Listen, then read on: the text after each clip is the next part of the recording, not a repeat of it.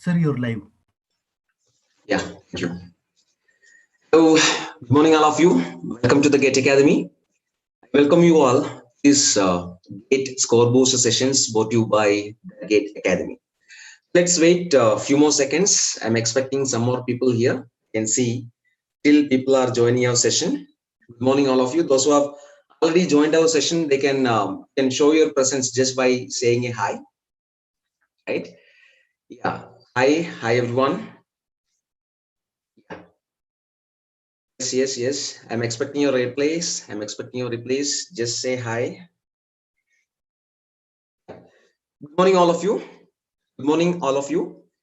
I'm welcoming you again to this great score booster sessions. And yes, hi Krishna. Good morning. Hi Mohanda. Good morning. Yes, we have Vaishnavi here. Good morning. Good morning. Yes, good morning. Good morning, all of you. Good morning, all of you. Yeah. So, GATE score booster sessions. We, the GATE Academy, have been conducting this GATE score booster sessions for the past few years, and we were getting a very good response from our students. Okay. This year, we started conducting this GATE score booster sessions before 1 month, and we have already conducted GATE score booster sessions on the subjects like hydrology and irrigation, environmental engineering, transportation engineering, fluid mechanics, etc. Right? Those who have not seen those sessions, or those who have not watched those sessions, you can just go and watch it. It will be very beneficial for you. And those who are new to this channel, you can consider subscribing to this channel, and you'll be getting more videos like this on this platform. Okay. And today, in this session, we are going to discuss, or we are going to have a GATE score booster session on the subject structural analysis.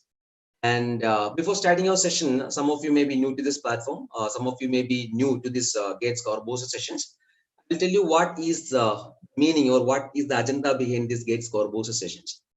See, in this 2-hour session, we'll be having a session of 2 hours, and in the next day, in the coming days, we'll be having one more session on structural analysis.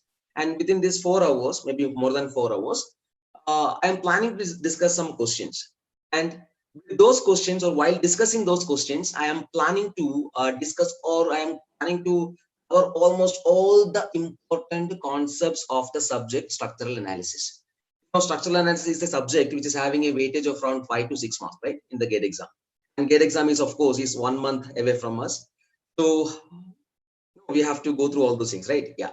So with these 12 questions, with these 12 beautiful questions, I have selected some questions. And with these 12 questions, or 12 to 13 questions, maybe more than that. It's not the number of questions, it's the quality of the questions, or that's the concept you are going to get through those questions is important, right? So with those questions, I'll be discussing all the relevant, all the important concepts of structural analysis. And along with that, while discussing a question, I will try to discuss the related topics as well. I will give you all the important formulae in the subject structural analysis, which will be very beneficial for you in the GATE exam. And along with that, while solving a question, if there is a shortcut, okay, if there is a trick to solve that particular question, I'll be definitely discussing them as well. And mistakes are common in exam, right? Can make mistakes. Few people will also make mistakes. So avoiding mistake is also one of the major steps you have to take in the examination. So while solving a question, I will discuss possible mistakes you can make in the, or you will do in the examination, so that you can avoid them. You can avoid some negative marks there. That's it. No, this is going to be very beneficial for you, and make sure that you watch the entire video and consider sharing this video with your friends. Okay. So myself, Abjin Srigandan, faculty here at the GATE Academy. I'm welcoming you again on to this GATE score booster session on structural analysis. Yes, I can see Vaishnavi, Krishna. I can see many people have joined. It will be more like an interactive section. Okay. I'll be giving you the questions, and you have already studied structural analysis. You can solve them, and you can get me the answers. We'll discuss. If you made a mistake, we'll be discussing how you got the wrong answer. We will be avoiding it. Yes, hi Aishwarya. Good morning. Good morning. Yes, right. So before starting our session, I'm taking few more minutes just to discuss the relevant or important topics, or the topics which we have to discuss in structural analysis, or which you have already covered in structural analysis. Remember, or you have to understand this, we have started structural analysis with this particular topic, that is introduction to structures and degree of static and kinematic indeterminacy. I'm going to give a 5-star to this topic. Why I'm giving a 5-star here? The most important topic in the structure in the subject structural analysis. Most important chapter. I have two reasons to tell you this. First reason is, if you see the previous year question paper, date question paper of the subject structural analysis, you can see many number of questions are there from this single topic. We have classified the structures based on what type of joints. How we have classified the structures? If you have if you know the answers, you can consider answering the question by commenting there. We have classified the structures based on the type of joint. We have classified it like pin jointed structures. We have classified like rigid jointed structures. Based on that, we have structures like plain truss. Yes, very good, Krishna. Plain truss, space truss. We have beams, pin frames, that is rigid jointed plain frames, rigid jointed space frames, etc. And we have structures with hybrid joints. We know what is hybrid joints. And you will be getting the questions to calculate the degree of static indeterminacy and degree of kinematic indeterminacy for these structures. You will be given with some structures and you will be asked to calculate the DS value and DK value of those structures. This is a kind of question we can expect. Of course, we'll be discussing some questions. And second reason is why this is important. You can see the remaining topics: analysis of trusses, force method of structural analysis, displacement method of structural analysis, analysis of arches and cables. See, we're discussing about analysis, right? Analysis of a particular structure using a particular method. We have discussed many methods: strain energy principles, moment distribution method, slope deflection method. Many methods are there, right? Selecting a particular method out of the available methods for the analysis, it is actually entirely depending upon DS and DK values. Again, is important, right? That's the reason why I'm giving a 5-star rating here. This is going to be a very important chapter in our subject structural analysis. Again, coming to the second topic, that is analysis of trusses. If you see the previous question paper, every year, almost every year, you will be getting a question from analysis of trusses. Questions will be like, you will be asked to calculate the support reactions. You will be asked to calculate the number of zero force members. There is a simple trick behind it. I'll be discussing that. And you will be asked to calculate the force in various members. We know different methods are available. What are the different methods available with us for analyzing a truss? What are the different methods available with us for analyzing a truss? Exactly, we have method of joints and method of sections. So we'll be having a look at those things. This is very important. Why? Because without much effort, you will be getting a full marks in analysis of trusses. If a question is appearing from this topic, there is 90% chance that you will be getting a correct answer in that chapter. I mean that question. Why? Because it's that much simple. Okay. And force method and structures, displacement method of structural analysis, where we'll be discussing various methods like method of superposition principles, strain energy principles, Castigliano's theorems, Maxwell's reciprocal theorems, Betti's theorem, all those things. And we will be discussing moment distribution method, slope deflection method. All these things will be discussed under these two topics: force method of structural analysis and displacement method of structural analysis.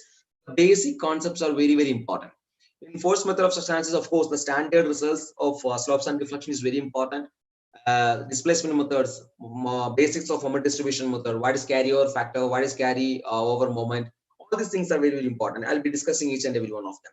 And coming to arches and cables, analysis of arches and cables, again, one of the easiest topic in structural analysis, just like our analysis of trusses. Both are almost almost same, like easier topics, easy to score, right?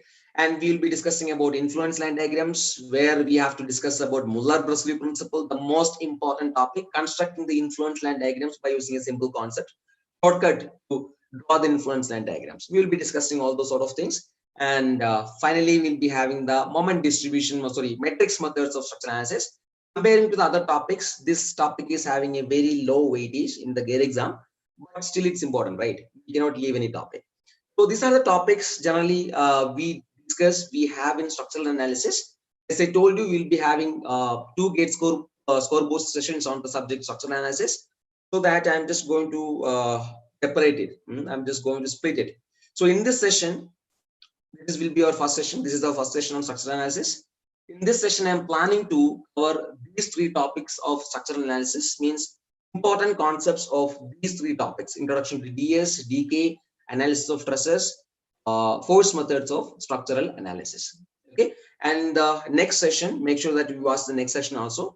It will be just planned, scheduled on tomorrow, and you will be discussing the remaining topics, that is displacement method of structural analysis, arches and cables, ILDs and matrix method of structural analysis. Is that clear, everyone? So I think without wasting much time, let's directly get started, or let's directly solve this question. Well, so before solving this question, I want to make one thing very clear to you. We should follow a procedure to solve this particular question. What is that procedure? First of all, don't solve. Just wait for a second. I want to tell you something.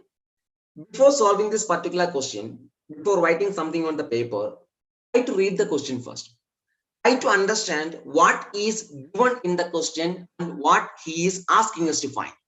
Okay, this is very important, very important for you to solve this question successfully. Okay, try to read the question properly first. I want each and every one of you who is here to read this question. I want all of you to read this question. Reading the question means I will tell you how to read a question. Okay, what do you mean by reading a question? I will also help you. See, what he is given in the question, what he is asking us to find. I'll read the question for you. If I am in your position, I'll be reading the question like this. The degree of static indeterminacy, okay, degree of static indeterminacy of what?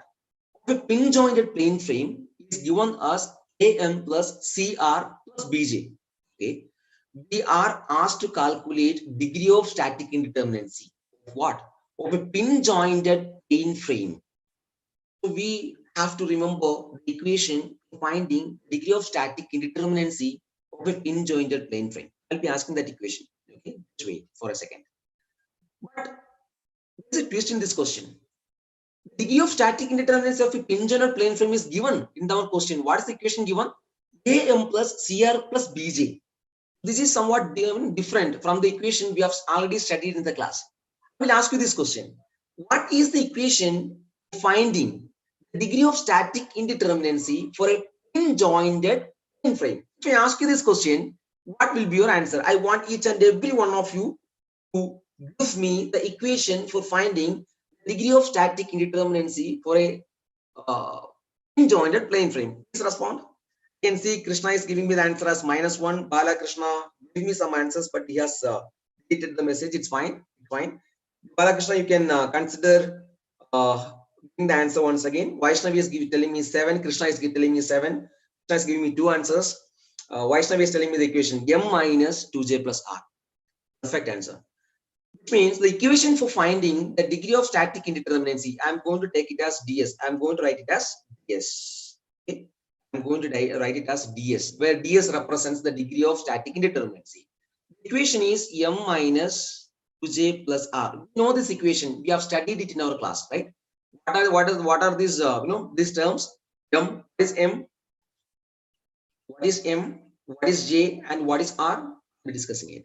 In this question itself, it is given. What is m? M is the number of members. Okay, fine. J is the number of joints, and r is the number of reaction components. What he is asking us to find is asking us to find the value of 2a minus 2b plus c. Are you understanding this? Follow the procedure. Understand what is given in the question and try to understand what he is asking us to find. Very important step while solving a question. Got the point? Got the point? So we are given with an equation am plus, this is the equation given in our question, am plus cr plus bj, and he is telling that ds value is something like this. This is the ds value. Okay, and but we know the equation for finding the ds value, that is degree of static indeterminacy for pin jointed plane frame, is m minus 2j plus r. This is somewhat different. So which means with m we have a. With m I will use a different color here. Just give me a second. With m we have a. What is the value of a here? We have to compare these two equations, right? What is the value of a? Perfect. Value of a is 1. And what is the value of b? The value of b is -2. And what is the value of b is 1, right? Value of c, value of c is -2, and value of b is 1. Am I right? Those who have given me the answer as 1, they might have taken the values somewhat like this, right or not? Maybe This is a wrong value. These are wrong values. Why? See, with M we have A. That means the value of A is 1. Perfect answer, Vaishnavi.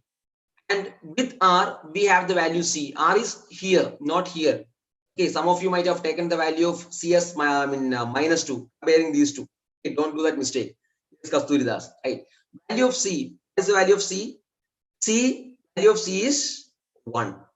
And what is the value of B? The value of B is standing along with J, right? With J, we have minus 2. Value of B is minus 2. These are the correct values of the constants A, B, and C. Now, everything is simple for you, right? Just put it in the equation and get the answer. The equation given here is 2A minus 2B plus C. What are the values? 2 into A, that is 2, minus 2 into minus 2 plus C. C value is 1. The answer here is 2 plus minus 2 into minus 2 is 4 plus 1. Answer here will be equal to 7. This will be the value of 2A minus 2B plus C. The answer here will be 7. Some of you are telling you the possible mistakes. I have seen many of you are giving me some different answers. Some of you have given me the answer as minus 1. Some of you have given me the answer as minus 3. Some of you have given me the answer as minus 2. Some of you have given me the answer as 13. It's completely fine to make the mistakes. Understand why you got the wrong answer. I know to repeat it in the GATE exam next time. That's what you have to do. The point. Understand why you got a wrong answer. I know to repeat that in the examination. That's what you have to do. Getting a wrong answer, don't get demotivated. Don't think that others are getting the correct answer. I am not getting the correct answer. Don't feel anything like that. This is a process of learning. Mistakes are very common. Even I can make the mistakes. You'll also be making mistakes. We'll be correcting it. Got the point? What if you got the answer as 7? Did you get the concept in this? Did you get the concept? You are seeing such kind of questions for the first time, I think, right? It's a excellent question. It's an excellent question from a degree of static indeterminacy of a pin-jointed plane frame. AM plus CR plus BJ is the equation given, and we are asked to calculate 2A minus 2B plus C. See, such kind of questions are possible. Suppose in some case, he may give you, instead of this pin-jointed plane frame, he can give you a pin-jointed space frame. What will be the equation? Yes, we have Balu here, Balu Krishna and Balu Rathod. What will be the equation if it is a pin-jointed space frame? A value, C value, B value, will it be same or different? It will be different. Getting my point? Which means I need to discuss the equations finding the degree of static indeterminacy of a pin-jointed plane frame. These are the equations. So I have done 50% of your work. You can just have a look at these equations. Degree of static indeterminacy for a pin-jointed structures.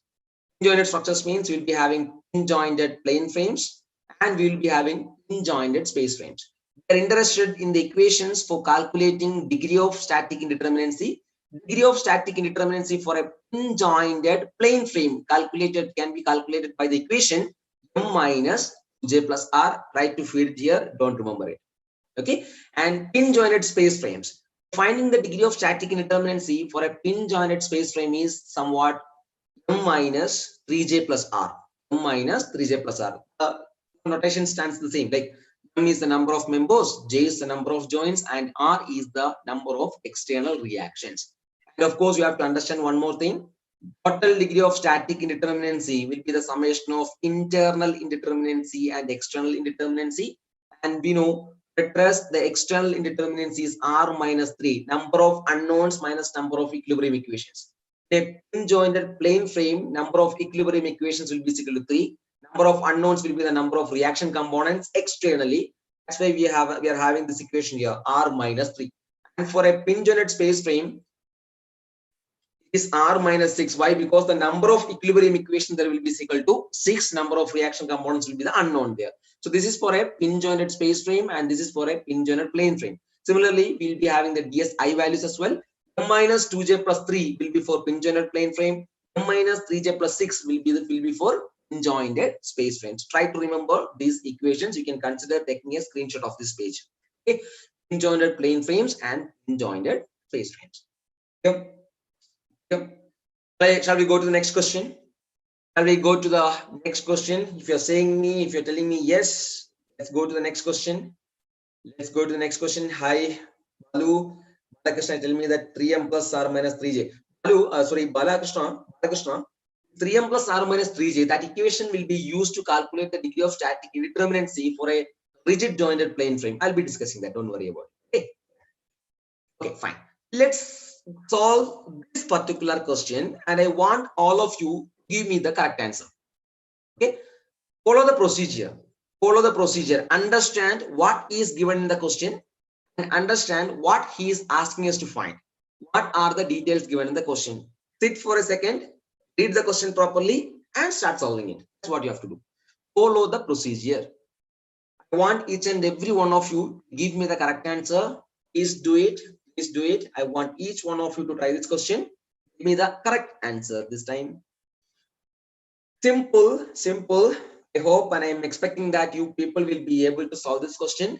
Go for it. Go for it. Go for it. You people are solving it, right? Please respond. Assuming that you people are solving this question. So no. Yes, very good, very good, very good. Solve it, solve it. Yes. Give me the answers, please. Get me the answers, please. Yes, very good, Balakrishna. Bala is giving me the correct answer, I guess. But we have to check it once. Krishna is also telling me the answer as 0. Okay. Vaishnav is also giving me the answer as 0. Perfect. Perfect. Balu Rathod is also there. He is also telling me the answer as 0. Very good. Appreciate that. Yes, we have Kasturi Das giving me the answer as 0. Perfect. All of you are getting the same answer, which means you people are correct. Okay. So let's follow the procedure.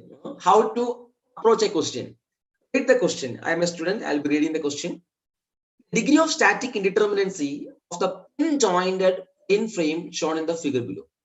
Which means he's asking us to find degree of static indeterminacy. This is what we have to calculate. This is what we have to find. And what are the details given? They're given with a pin-jointed plane frame. How to calculate the degree of static indeterminacy for a pin-jointed plane frame? What is the equation? We know the equation. We just discussed it, right? ds is equal to m minus 2j plus r. What is m? Number of members. What is j? Number of joints. What is r? Number of reaction components. Number of members. How many members are there? Any with the number of members, you have to count it, right? 1, 2, 3, 4, 5, 6, 7, 8, 9, 10, 11, 12, 13, 14, 15, 16, 17, 18. Total number of members here is equal to 18. But this is not as easy as you think. In the examination, you cannot have the provision to mark something like this on your screen, right? You have to use your fingers and count the number of members. And here you can make some mistakes. What are the possible mistakes? Yes, I can see your answers. Very good. You will be counting the members like this, right? 1, 2, 3, somewhat like this. Some of you will be counting the members randomly. 1, 2, 3, 4, 5, 6, 7, 8, 9, 10, 11, something like that. Here you people can make mistakes while counting the number of members. This is possible. Number of members here will be 18.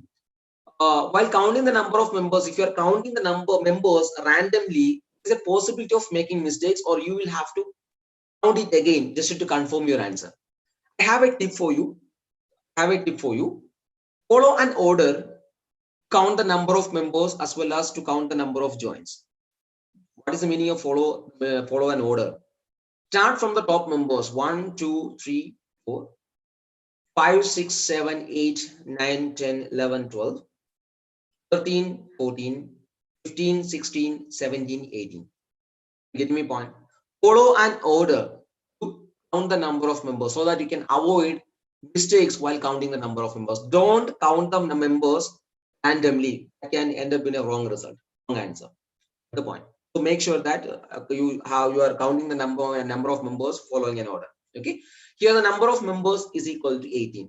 Tell me the number of joints. Who is also giving me the answer? Very good. Who? Give me the number of joints. How many joints are there? How many joints are there? Perfect. 1, 2, 3, 4, 5, 6, 7, 8, 9, 10, 11. 11 joints are there. Here also follow an order just like I did. If you're counting them randomly, you can end up in a wrong answer. That's why I'm telling you, I'm requesting you, Don't count the number of members or number of joints randomly. Follow an order so that you need not have to count them again just to confirm your results. Okay, yeah. And again, number of reaction components. It's a hinge support, 2 reactions. It's a roller support, 1 reaction. Total number of reactions will be equal to 3. How many of you counted it like this? We are habituated in seeing hinge support at one end, 1 roller support at the other end. The point. We are habituated in seeing hinge support here and a roller support here. So we'll be counting the number of members. Your brain will be automatically counting the number of reactions as 2 at the hinge support, 1 at the roller support. Total number of reactions will be equal to 3. There is an option waiting for you here. This is wrong. Don't do this mistake in the examination. Try to understand properly. Look at the question properly. We are given with 2 hinge supports here. If you are given with 2 hinge supports, the number of reaction components will be equal to 4. 2 at each support. 2 here at the hinge support, left hinge support, and 2 here at the right hinge support. Total number of reactions, it's not 3, it is equal to 4. Now everything is easier for you. Just put these values in the equation, get the answer. DS value will be equal to M minus 2J plus R. What is M value? 18 minus what is the 2J value? 2 into 11 plus R 4. Answer is 22 minus 2 into 11 is 22. Answer here is equal to 0. DS value here in this question is 0. That means option A will be the correct answer. I'm extremely happy that all of you have got the correct answer. A value, so is the degree of static indeterminacy for the pin jointed plane frame shown in the figure in the screen is 0. I mean, what is the meaning of it? When DS is equal to 0, what is the meaning of it? I want your answers. What is the meaning of it? Perfect. Got the point, right? Got the concept, right?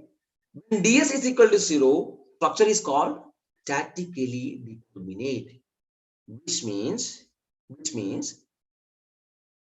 equilibrium equations, whatever the number of equilibrium equations available for a structure, that will be more than sufficient for analyzing a structure. That will be more than sufficient for analyzing a structure. Structure will be statically determinate. What if it is greater than 0? What if DS value is greater than 0? If DS value is greater than 0, structure will become statically indeterminate. We may need some extra equations, extra conditions, which is called compatibility conditions, for analyzing that structure. The point is perfect answer. Suridas, Bala, yes, we can call them redundant structures also. Both are same. Okay. Yes, very good. What if DS is less than 0? When the DS value is less than 0, structure will be called as an unstable structure. Structure will become unstable. You just keep these points in your mind. Okay, this is how we will be calculating the degree of static indeterminacy for a jointed plane frame. The point equation we'll be using here is M minus 2J plus R, where M is the number of members, J is the number of joints, and R is the number of support reactions.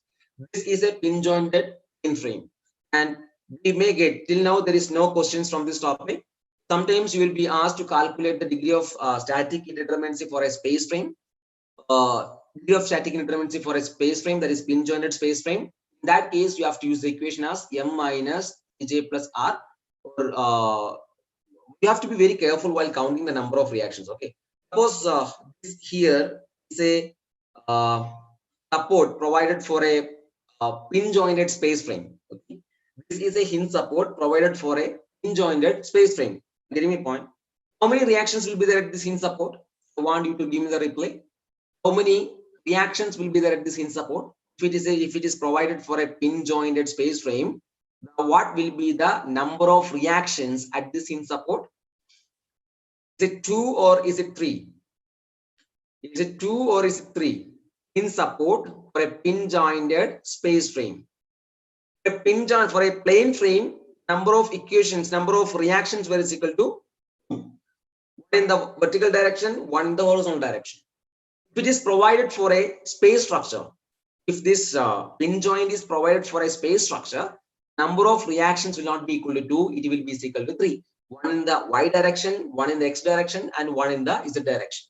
The point, there will not be any moment of resistance. Why? Because rotations are possible there. The point. So there will be 3 number of reactions. So you have to be a bit careful while counting the number of reactions in case of a pin-jointed space frame. In case of a pin-jointed space frame. The point.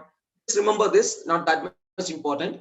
Now we don't have any questions from this particular topic, but for your information. Yeah. Is it clear how to calculate the degree of static indeterminacy for a pin-jointed plane frame? Solve this question. Here is again question for you, very important and very interesting. Just go through the question once and of course follow the procedure. What is the procedure? Understand what is given in the question and try to understand what he is asking us to find. If you are able to do these 2 things, 50% of the job will be done. Okay, so try to understand, try to read the question properly and try to understand what he is asking us to find and what is given in the question. Go for it, please. I want each one of you to try this question. I want each one of you to try this particular question. Go for it. Go for it. Go for it. I'll give you time. I'll give you time. It's very easy. It's very easy. Go for it. Asturidas is giving me the answer as A, B. Okay. So here you are giving me 2 options. Very good. Let's see whether it is correct or not. Okay. If it is wrong, we will be learning it and we'll be rectifying it in the next question. Okay. Mistakes have to be avoided. And Vaishnavi is giving me the answer as A, C, D. Okay. Okay. And Balu is also giving the answer as A and C. Okay. First few people are solving it. I will also read the question. I am also following the procedure. So consider the structure shown in the figure below. So we are not provided with the type of the structure. The previous 2 questions, we are given that, we are specifically given that it's a pin-jointed plane frame. You have to find the degree of static indeterminacy for a pin-jointed plane frame. In this case, to have a difference, it's not giving us the type of structure given. He's just telling that consider the structure shown in the figure below. What kind of structure is given here? What kind of structure is given here? The structure given here is a beam, correct? Which is a rigid jointed plane frame. Beams are considered as rigid jointed plane frames. So this is a beam. We have to consider it as a beam. We have to identify the structure as a beam, and we'll be coming to the next important concept. But before that, let's read the remaining questions, remaining part of the question. He's asking us, so structure is given there. Okay. So which among the following statements is or are true? Okay, what is the meaning of that? Which among the following statements or statement is or are true? What is the meaning of that? He's indirectly telling us that either one option or more than one option can be correct, right? That's the meaning of it, right? Which among the following statements, we are given with 4 statements. Out of that, what are the statements correct? Either one can be correct or more than one can be correct. I think you are already aware of the concept, aware of the thing that recently GATE exam, IIT Bombay have introduced MSQ type questions in the GATE exam. What is MSQ?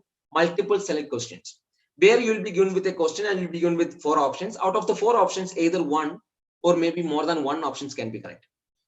The point. So we have to check each and every options and we have to check whether they are correct or not. Okay, so we have to go with options one by one. Option A, we will check it. Option B, we will check it. Option C, we will check it, and option D, we will be checking it. But there is one important concept, just like Krishna is telling me. When you are given with a beam, and when they are asking you to calculate the degree of static indeterminacy, what you have to do? I've already discussed in the class. What you have to do? You are given with a beam. Immediately after that, if you are given with a beam, and if you're asking us to, they're asking us to find the degree of static indeterminacy, what you have to do? You have to check the loading conditions. Perfect answer, Suridas. Very good, very good. Check the loading condition given.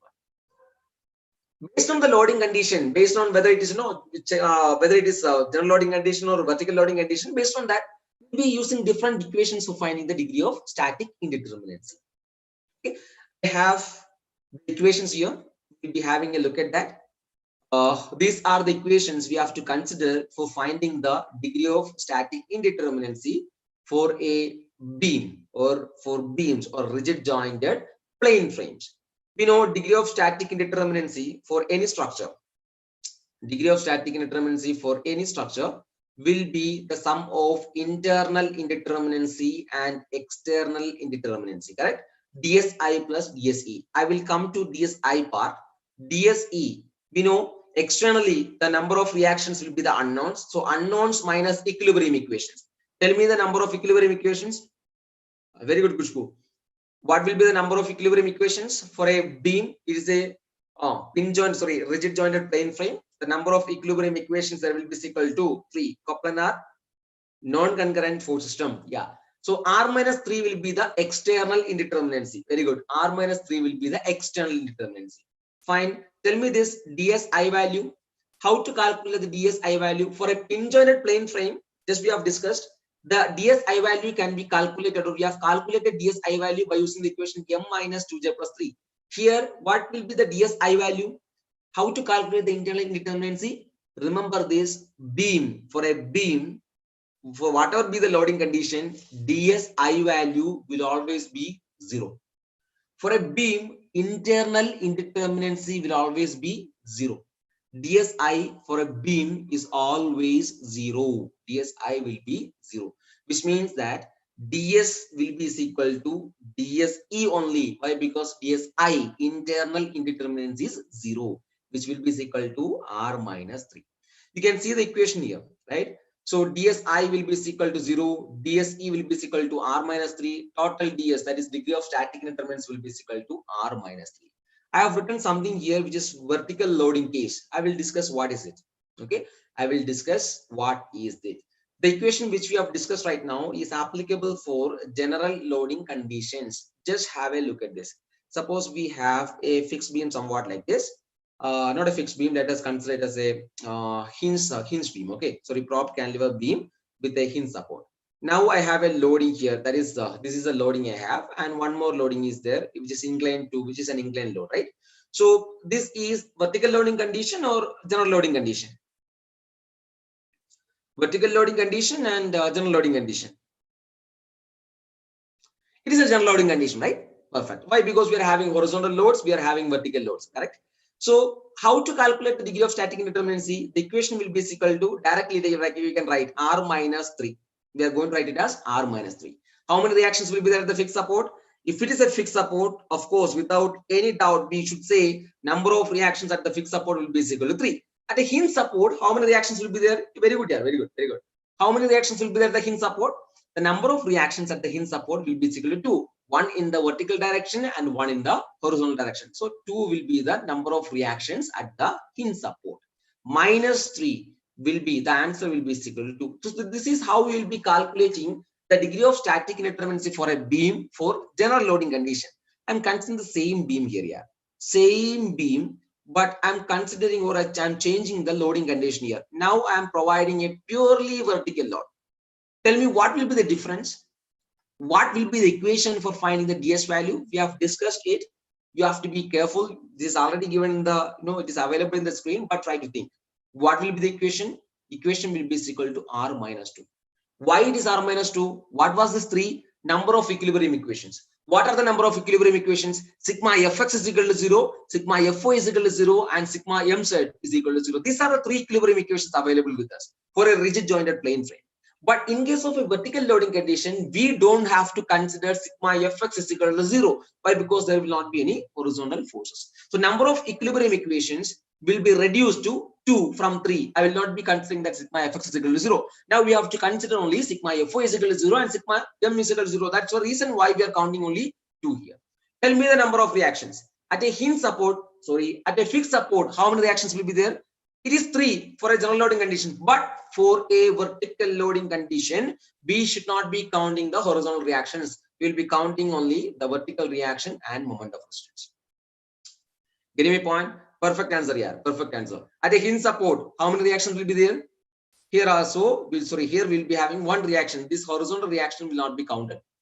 Got the point? This is the difference. Total number of reactions will be equal to, now will be 2 plus 1. 2 here at the fixed support and 1 here at the one at the hinge support. Minus 2 will be the equilibrium equations. The answer here will be equal to 1.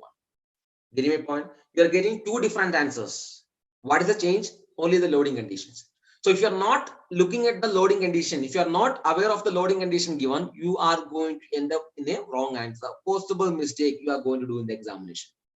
So whenever you are given with a beam, and when you are asked to calculate the degree of static indeterminacy, remember, just look at the loading condition only, then proceed to get the degree of static indeterminacy. Don't jump, don't go for R-3 always. You will be given with different loading condition. There are around 4 to 5 questions from this single topic.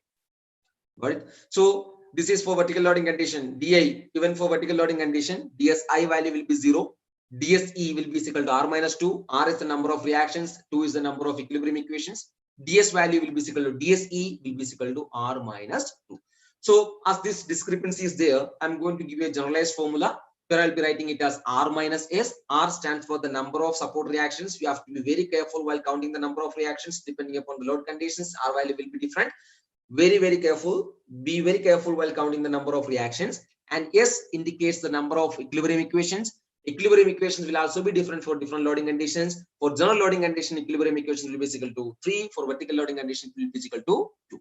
So these are the things you have to be, you have to remember while solving a question, while finding the degree of static indeterminacy for a rigid jointed plane frame or for a beam.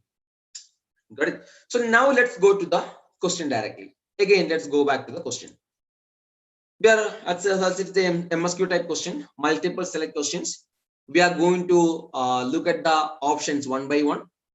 Many of you have given me the answer as A, B, C, A, C, something like that. Now try to solve this question. Now try to solve this question, please. I want each and every one of you to give me the correct answer this time. We have discussed the concepts behind this, right? Try to get me the answer here. Option A, is it correct or wrong? Option A is telling us that degree of static indeterminacy, the structure is internally indeterminate.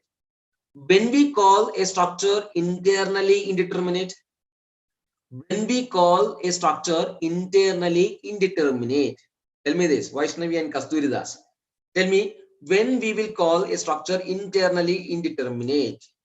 When we call a structure internally indeterminate, when DSI value, if it is greater than 0, structure is internally indeterminate. Correct or not?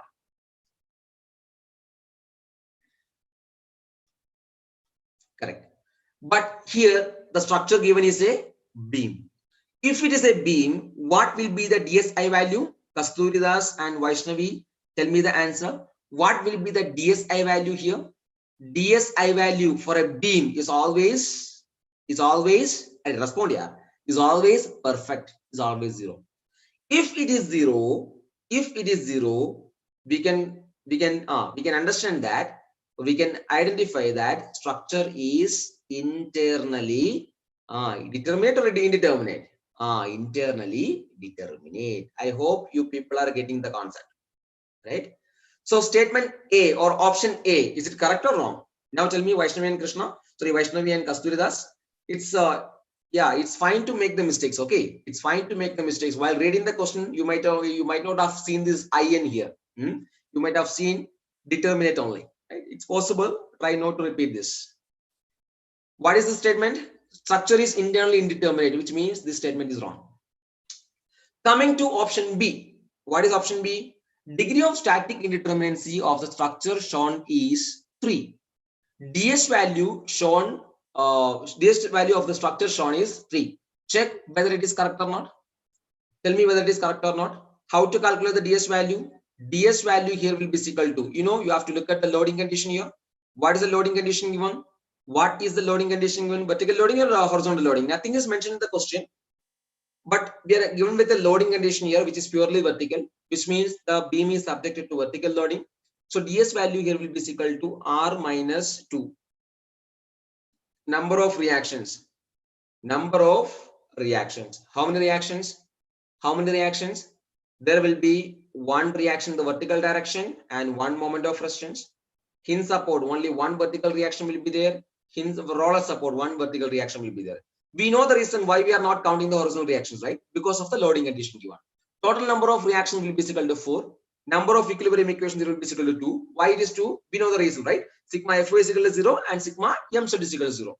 So DS value will be equal to 2. Degree of static indeterminacy is equal to 2, which means option B, is it correct or wrong? Is it correct or wrong? Statement B or option B, is it correct or wrong? Option B is also wrong.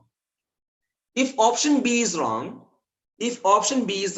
what about option D? Option D will be automatically correct. What is option B? Degree of static indeterminacy of the structure is shown is 3.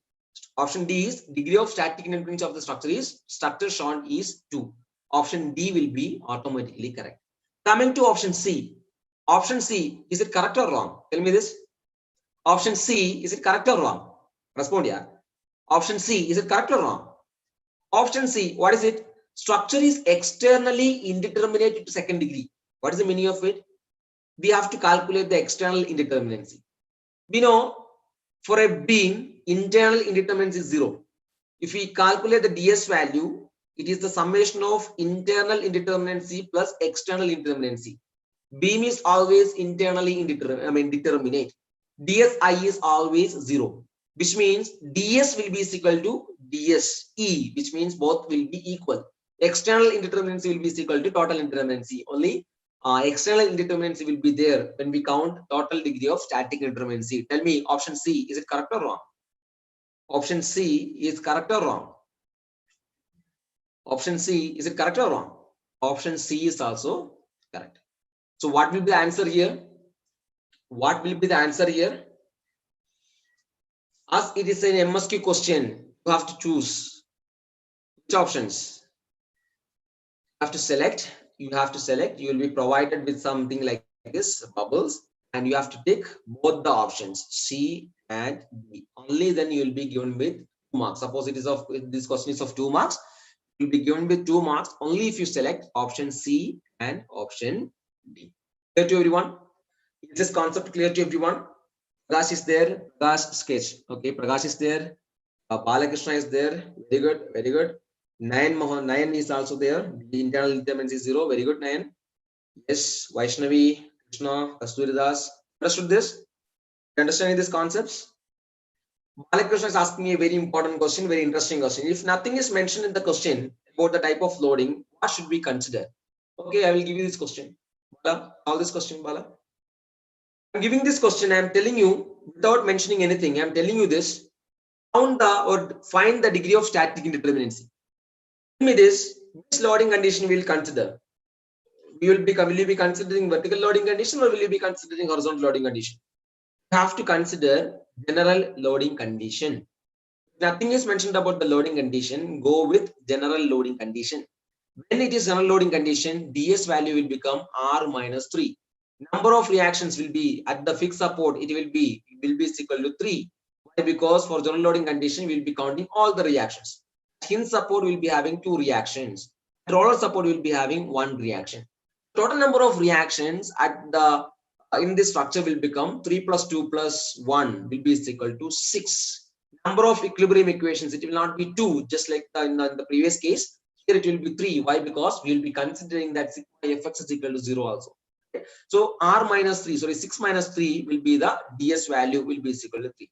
Here in this case, the general loading condition, if that in the previous question we are given with something like this, right? If it was not mentioned, sorry, if this loading condition was not given, ds value will be equal to 3. Structure will become externally indeterminate, or structure will become indeterminate to 3rd degree. Option B would be the correct answer. Option C and option D will be the wrong answer. Got the point? Yes, you are right. Balakrishna, you are right. Okay. This is it. Sometimes I'm just moving further. Sometimes you'll be given with structures of this kind. Can you tell me what is this? There are something else is given in the question. You can see some difference is there. We are given with something extra here. Some is added here and something is added here. What are they? What is the difference will it make in the degree of static indeterminacy? What is the influence of these 2 things which are added in the structure and added in the question, the degree of static indeterminacy? What are they called? What are they? They are called hybrid joints. Force releases. This is a hinge, internal hinge. This is called, what is this called? What is this? This is called vertical shear hinge, which releases vertical shear forces. When we have something like this, will it be increasing the degree of static indeterminacy or will it be decreasing the degree of static indeterminacy? When force releases are there, or when hybrid joints are present, ds value, will it increase or decrease? It will decrease. I have the equation for you to calculate the degree of static indeterminacy when the structure is subjected to hybrid joints. When the structure is subjected to hybrid joints, how to calculate the degree of static indeterminacy? When there are beams or there is a beam with force releases, degree of static indeterminacy will get reduced. It will be, the equation will be R minus S minus number of force releases. Why it is R minus S? Why? Because you have to consider the type of loading condition given in the question. R is the number of reactions, S is the number of equilibrium equations. Based on the loading conditions, R value will be different, S value will be different. And what is this force releases? I will tell you this very quickly. Okay. Suppose if you are having a something like this, what is this? I want your replace. I want your help in this case. I want your help in identifying what is this. What is this? What is representing? It is representing a moment hinge, correct? Exactly. It is representing, or this is what is the representation for a moment hinge. You know, the things which are helping us to find or helping us to analyze a structure. It is equilibrium equation, right? But when we have something like this, which are called hybrid joints, we'll be generating or we'll be having some extra equations here. For example, in an internal hinge, you'll be having one extra equation, that is sigma m z is equal to 0. I can use this equation also for finding the degree of static indeterminacy. In that case, number of force releases will be equal to 1, as we are having one extra equation there. Equilibrium equations, we'll be having some extra equations if hybrid joints are present. So we'll be counting that extra equations as the number of force releases. The point. So here one extra force release will be there. One extra number. The number of force release here will be equal to 1. And there is a small, important and interesting thing. This is for a plane structure. Okay. If 3 members are meeting here 2 members are meeting at an internal hinge, right? Here in this case, I am considering 3 members meeting at this internal hinge. Tell me how many force releases will be there. We have discussed this. We know these things. If 3 members are meeting, there will be 2 force releases. Sigma m in one member is equal to 0 and sigma m in other member is equal to 0. Similarly, we can generalize it. Suppose if there is n number of members are meeting, don't count the number of members, just count the number of members as n. If n is the number of members meeting at an internal hinge just like this, how many force releases will be there? Just remember this, it will be n minus 1, and understand this. This is for a rigid jointed plane frame. If it is for a rigid jointed space frame, what will be the equation? It will be somewhat E into n minus 1. It's not that much important for us, but try to remember this. Okay. If 2 members are meeting at an internal hinge for a space frame, it will be 3. 3 members are meeting, it will be 6, somewhat like that. Okay. For a plane structure, these are the values. For a space structure, the basic equation is E into n minus 1. Just have an idea about this. We don't have any questions from that topic now in the GATE exam. And suppose if you are having something like this, what is this? What is this? Exactly, this is called axial shear hinge, where horizontal force will be released. We'll be getting one extra equation there, or the number of force releases at an axial shear hinge. At an axial shear hinge will be equal to 1. Similarly, I can have vertical shear hinge as well. We have vertical shear hinge. This is how we will be representing vertical shear hinge. There, vertical shear force will be released, which means I'll be having one extra equation there. Number of force releases will be there also. It will also be equal to 1. Again, we may have internal rollers like this. This is not intermediate roller. You have to understand the difference. This is called intermediate support, intermediate roller support. This is somewhat called internal roller, somewhat like this. 2 members are there, and we have a roller in between, somewhat like this. It will be having the freedom to move in the horizontal direction, which means axial force will be released and bending moment will also be 0 at that point. The internal roller, intermediate roller support and internal roller, both are different. If internal rollers are present, how many force releases will be there? I want you people to respond. What will be the equilibrium? What will be the number of force releases at an internal roller? 2 forces will be released. That is, axial force will be released and moment will also be released. Total number of force releases will be equal to 2. Perfect. Okay, it's not 1, it is 2, Krishna. Okay, Bala. There will be at an internal roller, now 2 forces will be released. Axial force and moment will be released there. And again, we can have something called like this, a short vertical member with hinges at both the ends. What is it called? What is it called? Exactly, it is called a link. Internal link. Perfect. So what will be the number of force releases? Here also it will be 2. Sigma Fx is equal to 0 and sigma M is equal to 0. So these are the number of force releases.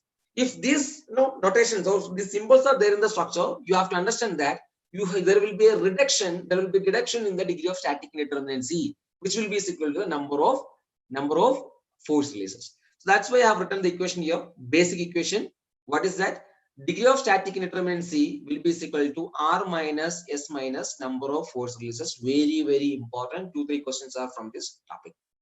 Got the point? Let's go back to the question I've shown you. Now try to solve this question. Get me the answers, please. Get me the answers, please. I want each and every one of you to solve this particular question. I want each and every one of you to give me the correct answer. I am expecting you to give me the correct answer. Please do it fastly. Do it quickly. Get me the answers, please.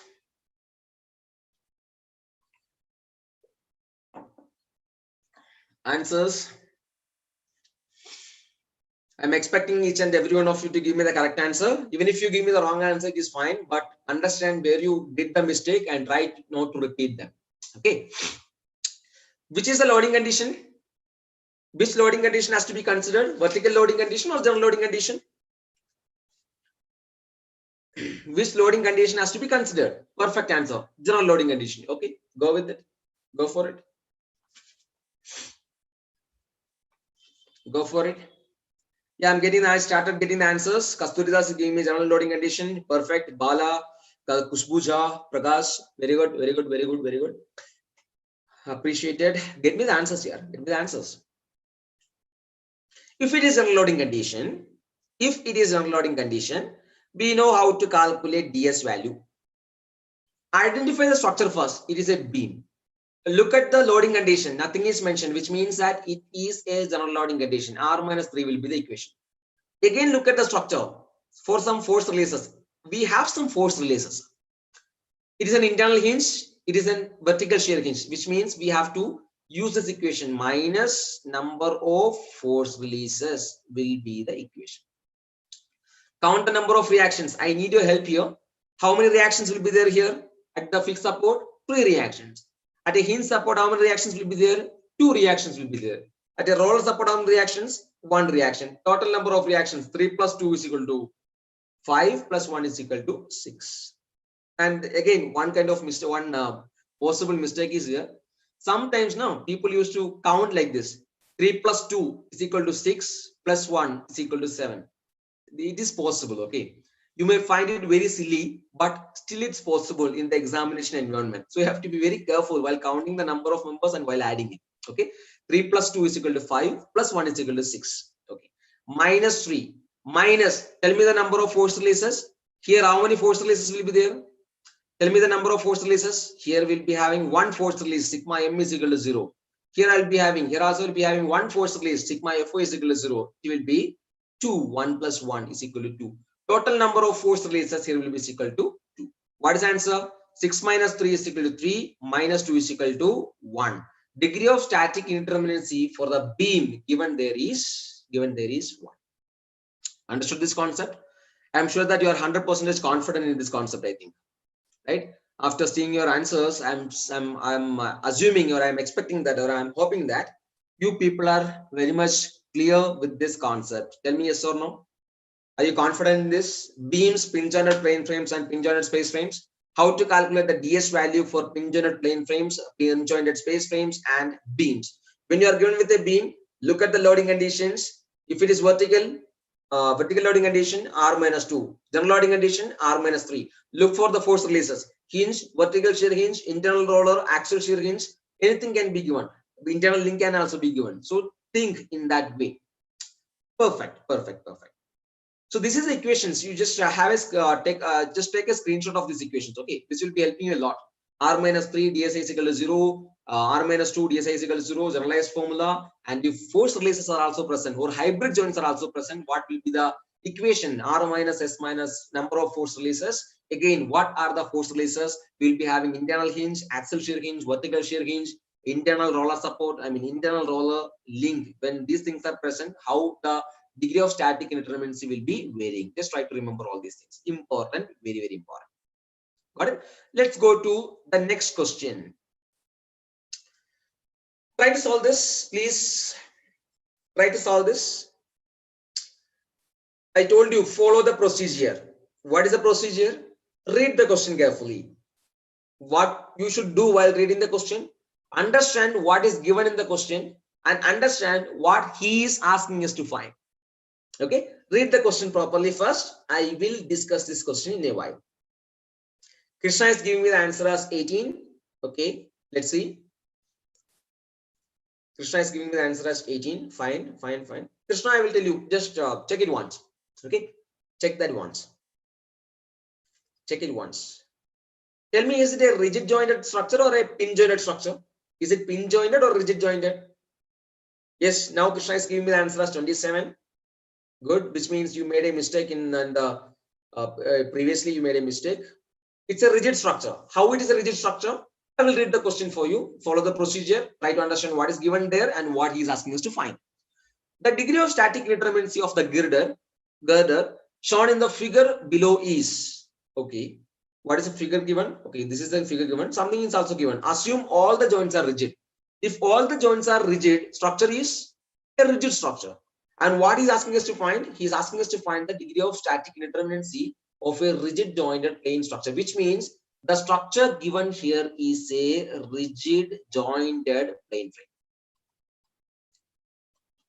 The structure shown here is a rigid jointed plane frame. Agree with me or not?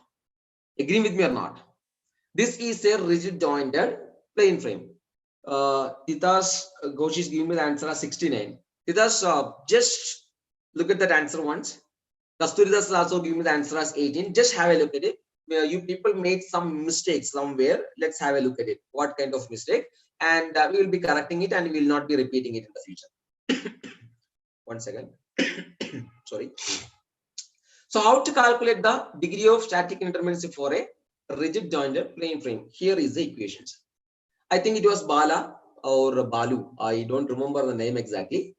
When I asked you to calculate or asked you to give me the equation for finding the degree of static indeterminacy for a pin jointed plane frame, some of you gave me the equation like m minus 3j plus r. Sorry, 3m plus r minus 3j. This was the equation given. As I told you, this equation is used for finding the degree of static indeterminacy for a rigid jointed plane frame. We have this generalized equation. You have to remember this.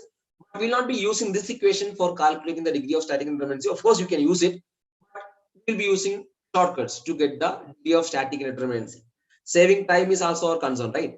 We will be getting that we need to get our answers as quickly as possible. So we will be using some shortcuts. Shortcut is the best way, here to get the degree of static indeterminacy. But remembering this is important. Why? Because such kind of questions of this kind is possible. You will begin with am plus cr plus bj, and you have to find the a value, c value, b value. Depending upon the type of structure, that values will be different. That's the reason why I'm telling you to remember this equation.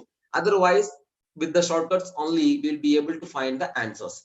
The equation for finding the degree of static indeterminacy for a rigid jointed plane frame will be equal to 3m plus r minus 3j. M stands for the number of members, r stands for the number of reactions, j stands for the number of joints. And of course, ds will be equal to r minus 3, where r is the number of reactions and 3 will be the number of equilibrium equations.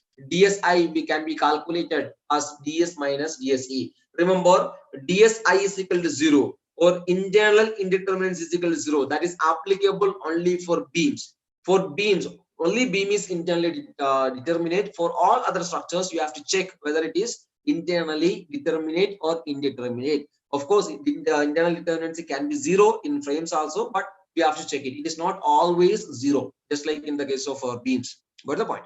And shortcut is also there to calculate the degree of static indeterminacy. I'll be discussing it. Equation is 3c.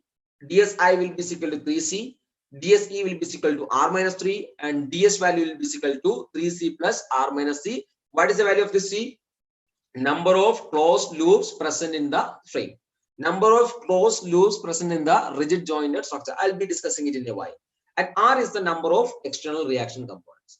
Tell me, one more shortcut is there, but remembering only one, I mean, any of these two will be sufficient, but I'll be discussing that as well. It's your choice to remember, it's your choice to select the available methods. Okay, it's your convenience. You can use either shortcut number 1 or shortcut number 2, depends on your convenience. This is shortcut number 2. I'll be discussing it. And if force releases are also there, very good, Krishna Kasturidas, very good, very good. If force releases are also there, or if hybrid joints are also present, what will be the equation? The equation will become 3m plus r minus 3j, where m stands for the number of reactions, sorry, number of members, r stands for the number of reactions, j stands for the number of joints.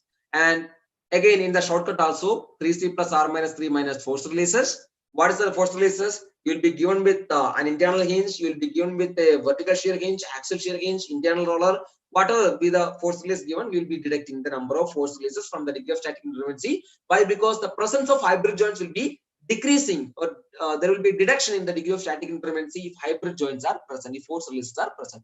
Remember this equation as well. Okay, and before coming to the shortcut number 2, let's solve this question to understand the methods. Okay, I will be solving the same question with all the 3 methods, but following one method will be sufficient for you. Okay, solve this question. This is not a beam, this is not a hinge or plane frame. The structure given is a rigid jointed plane frame, and I want each one of you to calculate the degree of static indeterminacy here. Okay, go for it. Calculate the degree of static indeterminacy for the rigid jointed plane frame shown in the question below. Yes, Krishna is giving me the answer as 15. Let's see what is the answer here. Kasturidas is also giving me the answer as 15. Very good. Very good. Anyone else? They should confirm the answer. Yes, I'm expecting your answers.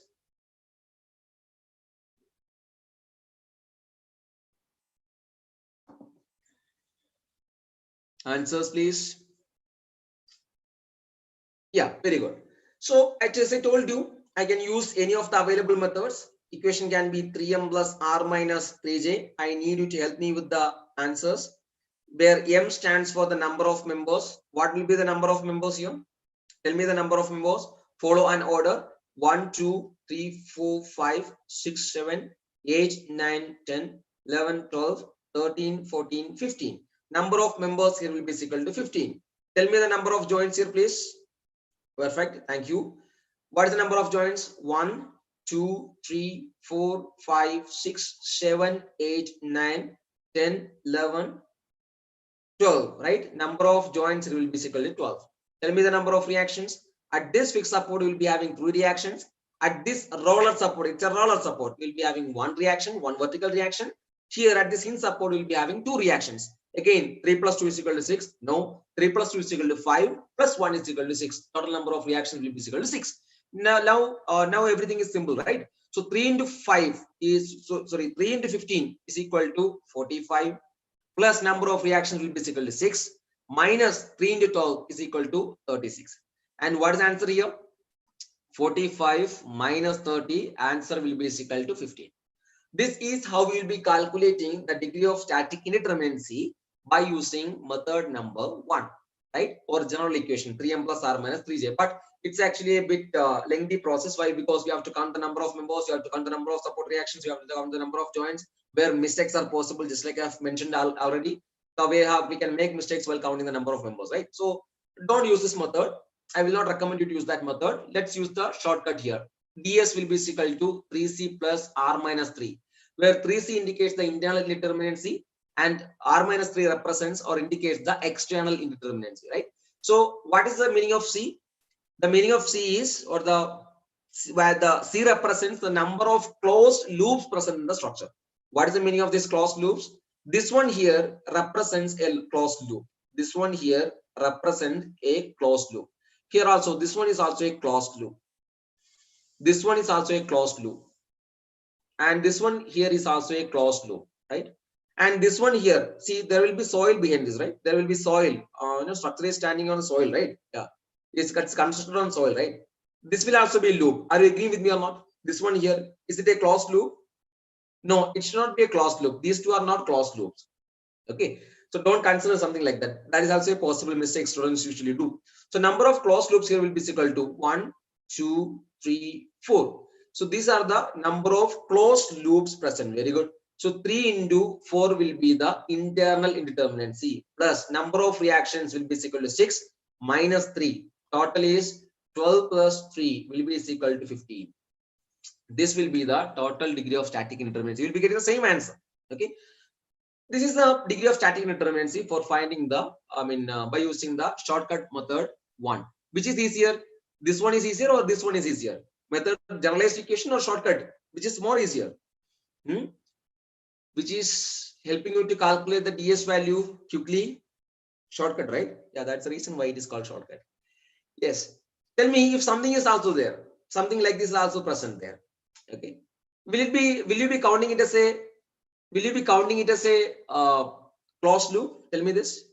Will you be counting it as a closed loop? Will you be counting it as a closed loop? You have to count it if it is present. Okay. Suppose something is also there. Something like this is also present. Will you be counting it as a closed loop? Will you be counting it as a closed loop? Yes, it also has to be considered as a closed loop. Are you getting my point? Closed loops, it should not be, it can be a rectangle, or it can be a square, it can be a triangle, it can be a curved one, but if it is closed, we'll be considering it as a closed loop. Understand? Remember this also. Okay. And again, I'm going with the shortcut number 2. Those are comfortable with this, you will be using it. Otherwise, you can just skip it. Don't worry. You can use any of the available methods for finding the DS value. No one is going to ask you to find the DS value by using this particular method or that method, right? So we need the answers quickly, and we need to get the correct answer. As per shortcut number 2, DS value will be equal to 3C dash minus n, where C dash, it will be giving you the total indeterminacy. Okay. C dash is the number of cuts required to make open tree-like determinate structure. Open tree-like determinate structure. I will explain what it is. And N represents the number of restraints to make all the joints rigid. And remember, DSE will be equal to R minus 3. DSI will be equal to DS minus DS. And one more thing, you should not be deducting the number of force releases if it is present in the structure. Okay. You need not deduct the number of force releases here in this equation. I will tell you why. Okay. So how to use this method 3 for finding the degree of static indeterminacy? I am going to explain it very it's very simple, right? DS will be equal to 3C dash minus n. What is the meaning of this C dash? C dash represents the number of cuts required to make open tree-like structure. First of all, you should understand what is this open tree-like structure. Open tree-like structure is somewhat like this. It should be having only one support, and it should not be having any closed loop like this. It should be an open tree-like structure, right? Open tree-like structure means it can be something like this, but it should not have any closed loops like this, right? It should be having only one loop, one root, and this root must be fixed. This root must be fixed. If it is hinged, what we will do? If it is hinged, what we will do? We will add some restraints to make it fixed one. Hinge means rotation is allowed. We will restrain the rotation to make it rigid. That's the meaning of N. Are you getting this? Hello? Are you getting this? Please respond. C dash is the number of cuts to make structures of this kind, and N is the number of restraints to be added to make the structure, to make the joints rigid. That's the meaning of it. You are going to understand it in a while. Okay? You are going to understand within seconds. Don't worry about this. So how to cut this structure, right? I'm going to cut the structure here. I'm going to cut the structure here. I can cut the structure here. So what you will be seeing, it will be separated. It will be separated, right? So this portion will be 1. This portion will be 1. And this will be the remaining portion. 1 second. Let me cut the structure right now. Okay. Now I have cut the section like this. This is section number 1. And this is the remaining section. Okay. I'm going to name it as 2. Tell me section number 1 or the part 1. Is it a stable cantilever or is it an open tree-like structure? Is it a open tree-like structure? All the conditions are satisfied or not? Having only one root, that root is fixed and there is no closed loops, right? How many cuts were required? How many cuts were required? 3 cuts were required. Cut number 1, cut number 2, and cut number 3. And looking at the part 2, looking at the part 2 of the structure, is it a open tree-like structure? Is it an open tree-like structure? No. 2 conditions are failing there. 2 supports and closed loops are there, which means we need to cut the structure here as well. I'm cutting it here, I'm cutting it here, and I'm cutting it here as well. Again, I'm getting one more part. I'm going to name it as part number 3. So part 1 is there, part 2 is there, and part 3 is also there, right? So what we have to do now, tell me, part number 2, is it an open tree-like structure? Is it an open tree-like determinate structure? It is, but the problem here is the support is not rigid. If the support is not rigid, I am going to add some restraints. As it is a hinge support, it will be able to rotate. To make it rigid, I need to restrain this rotation. I'll be adding a restraint to make it rigid. So one restraint is required there. Here at this roller support, how many restraints are required? Exactly 2 restraints are required. One in the rotation has to be restrained, and horizontal movement of the roller support is also to be restrained. So number of restraints required here is equal to 2, and here required is 1. So how many cuts are required to make it an open or to create open tree-like structures? How many cuts were required? Tell me this. Exactly, Prakash. How many cuts were required? How many cuts were required in total? 1 plus 1 plus 1, and here also 1, 1, 1. Total is 6 cuts were required, right? So 3 into 6 will be the 3C dash value minus what is the total number of restraints added? Yes, Abhishek. What is the number of total restraints added?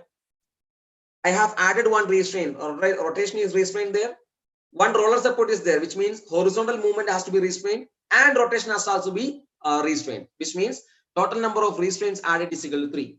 3 into 6 is 18 minus 3 is equal to 15. This is how we will be calculating. Perfect answer, Abhishek.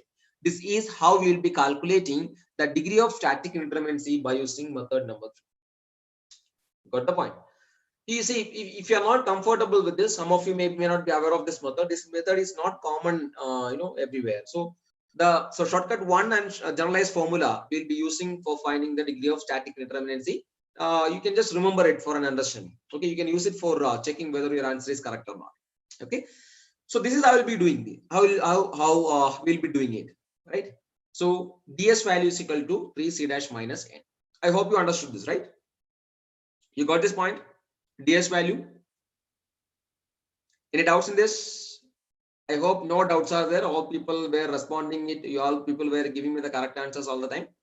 ds value here is equal to 3c plus r minus 3, 3m plus r minus 3j, 3c dash minus n. We know the notations, and we got the same answer when we were using all the 3 available methods. Now come back to the question. Come back to this question. We need to calculate the ds value. We can use all the 3 methods. ds value will be equal to 3m plus r minus 3j. How many members are there? 1, 2, 3, 4, 5, 6, 7, 8, 9, 10, 11, 12, 13, 14, 15, 16, 17, 18, 19, 20, 21, 22, 23, 24, 25, 26, right? So 26 members are there. You can just tell me if I made some mistake. How many members are there? 26 members, correct or not? Yeah. Number of reactions, 3. Number of joints. Tell me, just check it and tell me number of members. 1 joint, 2, 3, 4, 5, 6, 7, 8, 9, 10, 11, 12, 13, 14, 15, 16, 17, 18. So 18 number of joints are also there. You'll be getting the answer as 27. Prakash, many people were giving me the answer. Yes.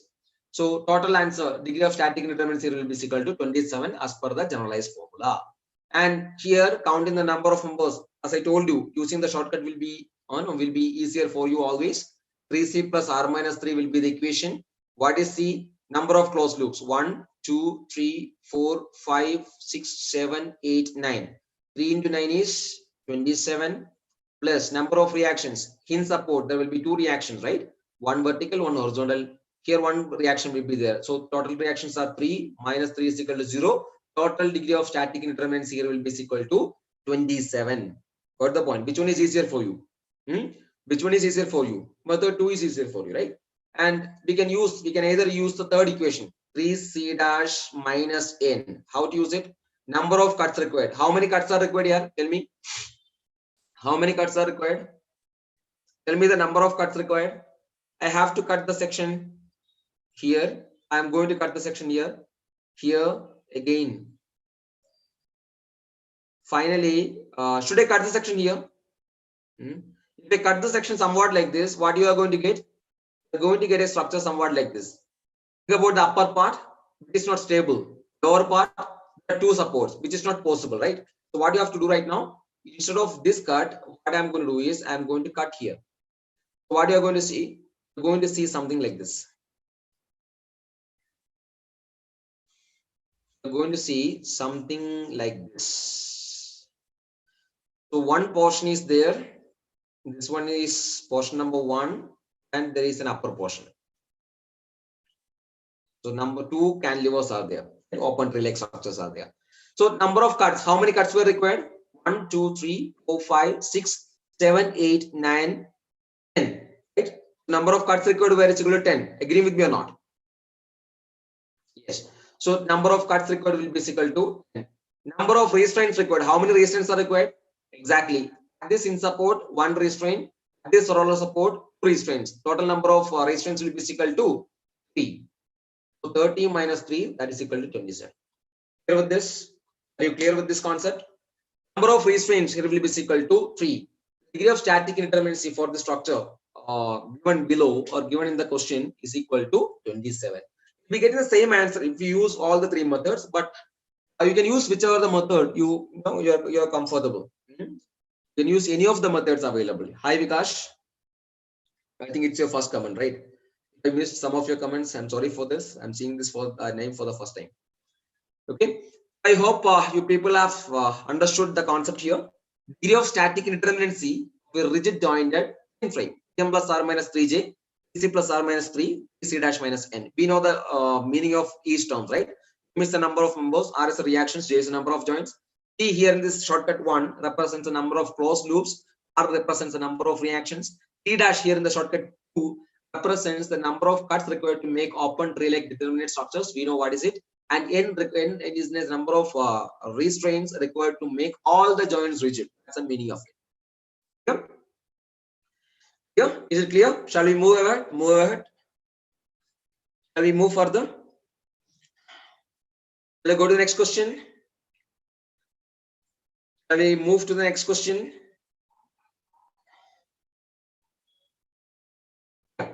So one more concept. What if hybrid joints are also present? What if hybrid joints are also present? Before that, we have discussed rigid jointed plane frame right now. We need to discuss about the equation of rigid jointed space frames as well.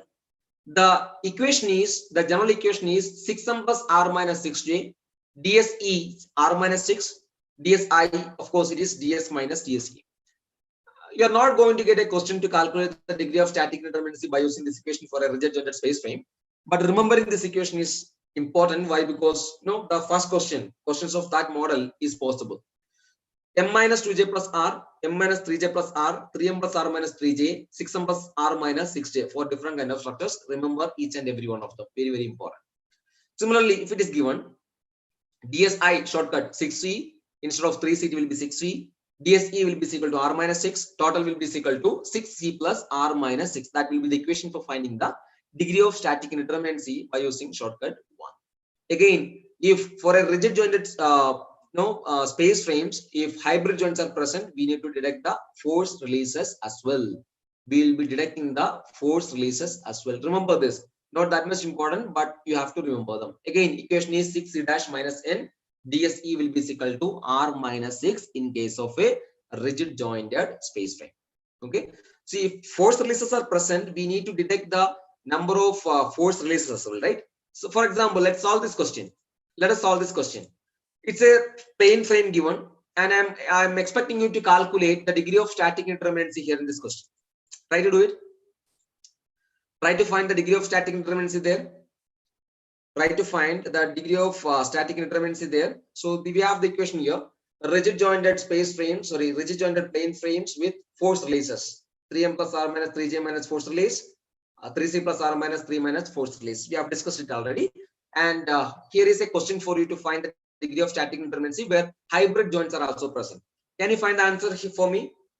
Prakash is asking me, sir, what is C or C dash means? Okay, C dash means, I will tell you this. Don't worry. Okay, so it's very simple, right? I'll be solving it. DS value, you can also solve this and get me the answer. Very good. DS value will be equal to 3m plus r minus 3j, right? Minus force releases. I want you to help me with the number of members, help me with the number of reactions, and help me with the number of joints there. And if I use the method 2, it will be 3c plus r minus 3 minus force releases. This will be the equation. And here the third equation can also be used. Prakash, while discussing the method 3, I will be telling you what is the meaning of 3c dash. Okay, I mean c dash. 3c dash minus n. Don't use minus force releases. That is going to be a wrong answer. Okay, that will be giving me a wrong answer. Tell me the number of members here. Tell me the number of members. Number of reactions, and number of joints. Tell me the number of members. Please respond. 1, 2, 3, 4, 5, 6, 7, 8, 9, 10, 11, 12, 13, 14, 15, 16, 17. Agree with me or not? How many number of members are there? 17 members are there. Please respond. Is it correct or wrong? How many reactions are the fixed support? Reactions. Roller support, 1 reaction. Hinge support, 2 reactions. Total number of reactions will be equal to 6. Number of joints. How many joints are there? 1, 2, 3, 4, 5, 6, 7, 8, 9, 10, 11, 12, 13, 14. 14 joints are there. Agree with me or not? I need your responses on this. I have to confirm whether it is correct or not. Turidas is telling me J is equal to 12. Kindly check this once. This has to be considered as a joint. This has to be considered as a joint. 1, 2, 3, 4, 5, 6, 7, 8, 9, 10, 11, 12, 13, 14, 15, 16, 17. Correct or not? Yes. Number of joints. 1, 2, 3, 4, 5, 6, 7, 8, 9, 10, 11, 12, 13, 14. You have to count these also as a joint. If you are counting it as a joint, you have to count these as members. Got the point? So what is the answer here? What is the answer here?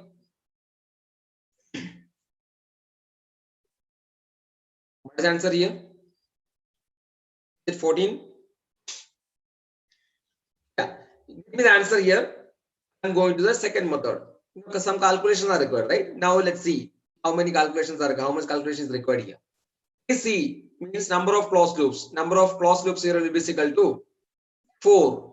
Right? 3 into 4 will be the number of 3c value plus r will be equal to 3 plus 1 plus 2. R will be equal to 6 minus 3. Number of force releases. Tell me the number of force releases here. Here also we need to detect the number of force releases we have to detect. I will be detecting it. Tell me the number of force releases at this internal hinge. Tell me the number of force release. At this internal hinge, 2 members are meeting and number of force releases will be equal to 1. At this internal hinge, 4 members are meeting.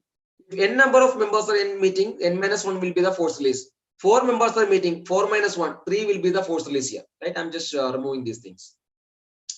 This is a axial shear hinge, 1 force release. This is a vertical shear hinge, 1 force release.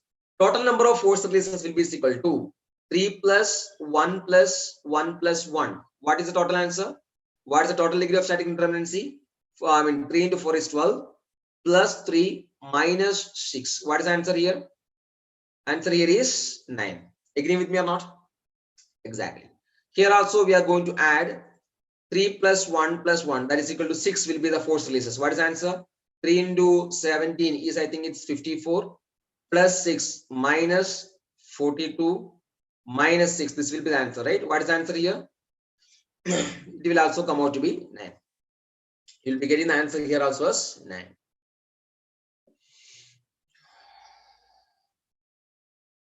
Got it? And here also, you can correct me if I made some mistakes. And DS value 3C dash. How many cuts are required? you require some cuts here, right? So three cuts, total number of cuts required is equal to 6. 3 into 6 minus number of force releases, number of restraints added.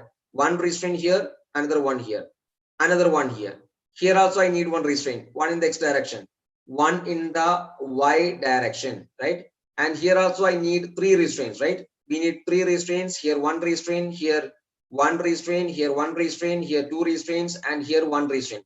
Total number of restraints required is equal to 9, I think. 1, 2, 3 plus 3, 6 plus 3 is equal to 9. So minus 9 and minus 10, you will be getting the answer as 18. Sorry, you will be getting the answer here as 9. So even if you use any of the available methods, you are going to get the answer as 9 only. Degree of static indeterminacy for the frame given is equal to 9. Got the point? Sorry, it is not 54, it is 51. Okay, 3 into 17 is 51, not 54. 51. 6 and minus 6 will get cancelled, you will be getting it as 9. Okay, so this is how we will be calculating the degree of static indeterminacy for a rigid jointed plane frame when hybrid joints are also present. Here also you can use any of the available methods. I mean, shortcut 1 or shortcut 2 or generalized formula. Whatever the method you use, try to be confident on that. We are not. You should not use. I mean, don't have to use all the methods there to get to check the answer correct or not. You can use any of the available method shortcuts. You can use them, right? Go with method number 1, shortcut 1. It will be giving you the answer quickly. Okay, without much calculations there. Okay. Did you get the concept? Thank you, Prakash. Prakash is, yeah, thanks for the correction. I have corrected it. Okay. And I hope you got the concept. Everyone, are you confident with this concept? Calculation of the degree of static indeterminacy. Here, M is equal to 17, R is equal to 6, J is equal to 14. Okay. Are you confident on this? Degree of static indeterminacy for a rigid jointed plane frame with, with force releases or hybrid joints. And what are the shortcuts? 2 shortcuts are there, shortcut 1 and shortcut 2. How to calculate the degree of static indeterminacy for a rigid jointed space frame. We know the equation 6m plus r minus 6j, 6m plus r minus 6j minus force releases, and 6c dash minus n, 6c plus r minus 6. All those things you need to remember these equations. Very, very important, right? Okay, clear? Shall we go to the next question? Shall we go to the next question? Shall we go to the next question? If you're telling me yes, we'll go to the next question. Please don't say no. Yeah. So let's go to the next question. Read the question. I want you to read the question, please. I want you to read the question, please. This is our next question, and follow the procedure. What you have to do first? What you have to do first? First of all, what you have to do? What you have to do? You need to calculate, or you need to understand what is given in the question. Very good. Kushbu and Vigash, Krishna. Very good. Yeah. First of all, you need to understand what is given in the question, and after that, you have to understand what he is asking us to find. Right. So, what is given in the question? Read the question properly first. If I am in your question, I will be reading the question here. The degree of kinematic indeterminacy. Achha, there is a difference. Degree of kinematic indeterminacy of the truss shown below is, which means we are given with a truss, we are given with a structure, and what we are asked to calculate? We are asked to calculate the degree of kinematic indeterminacy, which means we should know the equation for finding the degree of kinematic indeterminacy for a rigid jointed plane frame. Sorry, pin jointed plane frame. Truss is a pin jointed plane frame. Tell me the equation for finding the degree of kinematic indeterminacy for a pin jointed plane frame. For a pin joint, suppose it's a pin joint. All these are pin joints. As it is mentioned that it's a truss, we don't have to mention the pin joint here, not required. But if nothing is mentioned in the mentioned about the type of structure, you have to understand that with this red notations, red dots, you should understand that all the joints are pin joints. Okay, at every pin joint you'll be having some movements, delta in the x direction and delta in the y direction. Displacements are possible in the y direction and in the x direction. At every joint you'll be having the equation, dk or dk value, kinematic indeterminacy or degree of freedom, like that. 2 will be the degree of kinematic indeterminacy or degrees of freedom at every pin joint in a plane structure. So dk value will be equal to 2 into j. If j is the total number of joints, 2 into j will be the total number of degree of kinematic indeterminacy or degrees of freedom in the structure. But at the supports, we'll be having reactions in the vertical and horizontal direction. So this vertical and horizontal movements will be prevented here. So here also it will be prevented. So the meaning of that is the degrees of kinematic indeterminacy has to be detected. That means 2j minus r will be the equation for finding the degree of kinematic indeterminacy. Ultimately, you need to remember only this. For a pin-jointed plane frame, the equation for finding the degree of kinematic indeterminacy is 2j minus r. Many number of questions are there from this topic. 2j minus r. How many joints are there? Again, follow an order to count the number of joints. 1, 2, 3, 4, 5, 6, 7, 8, 9, 10, and 11. Total number of joints will be equal to 11. 2 into 11. Number of reactions will be equal to 3. Agree with me or not? No, it is not 3. It is 4. Remember, you have a tendency to count or consider this as a roller support. Don't do that. We are habituated in saying roller support, hinge support here and roller support here, but always be careful what is given in the question, about what is given in the question. So 2 into 11 is 22 minus 4 is equal to 18 will be the degree of kinematic indeterminacy for the structure given. Structure given here is a truss, pin-jointed plane frame. For finding the degree of kinematic indeterminacy, the equation you have to use is 2j minus r. Got the point? Like this, delta y and delta x. At every joint, you will be having 2 degrees of freedom. One in the y direction, one in the x direction. One in the y direction and one in the x direction. For a pin-jointed plane frame. Got the point? That is the end of the solution. That is the end of the solution. Hi Devanshu. Yes, your answer is 2j minus r. Very good. Very good. Very good. Yes, very good, Prakash. Ushpuja.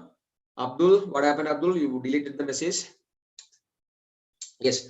So this is the answer for finding the degree of kinematic, and this is how we will be calculating the degree of kinematic indeterminacy for a pin-jointed plane frame. What if you are asked to calculate the degree of kinematic indeterminacy for a space frame? What do you do? Degree of kinematic indeterminacy for a space frame. How to calculate it? I have the equations with me. I'll be showing you the equations. If it is a pin-jointed plane frame, the degree of kinematic indeterminacy can be calculated by using the equation 2j minus r. We know the reasons. At every joint, 2 degrees of freedom. For a space frame, it is 3j minus r. At every joint, 3 degrees of freedom.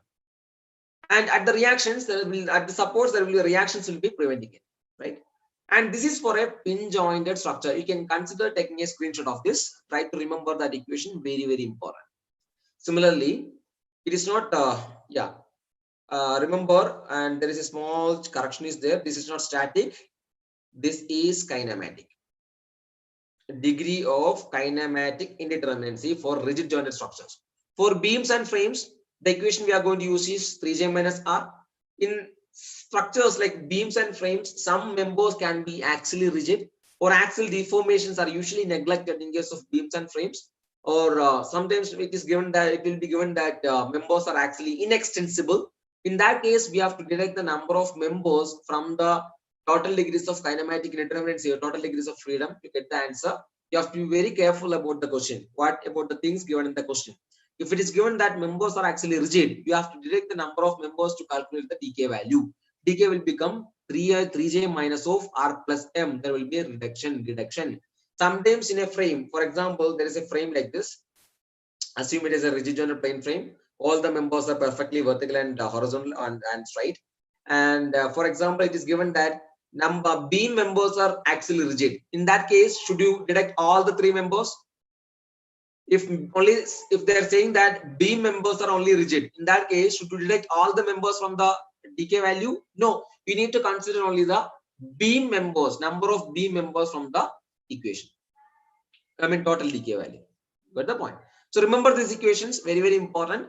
And again, if hybrid joints are there, for static indeterminacy, the presence of hybrid joints will be deducting or decreasing the static indeterminacy. But in case of kinematic indeterminacy, again, sorry, it is not static indeterminacy. There is a correction. There is a correction. This is not static. This is kinematic.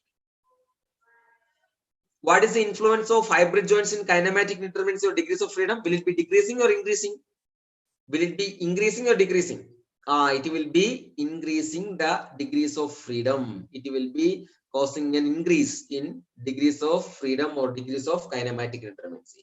If hybrid joints are also present, there will be an increase in the degree of kinematic indeterminacy in the structure.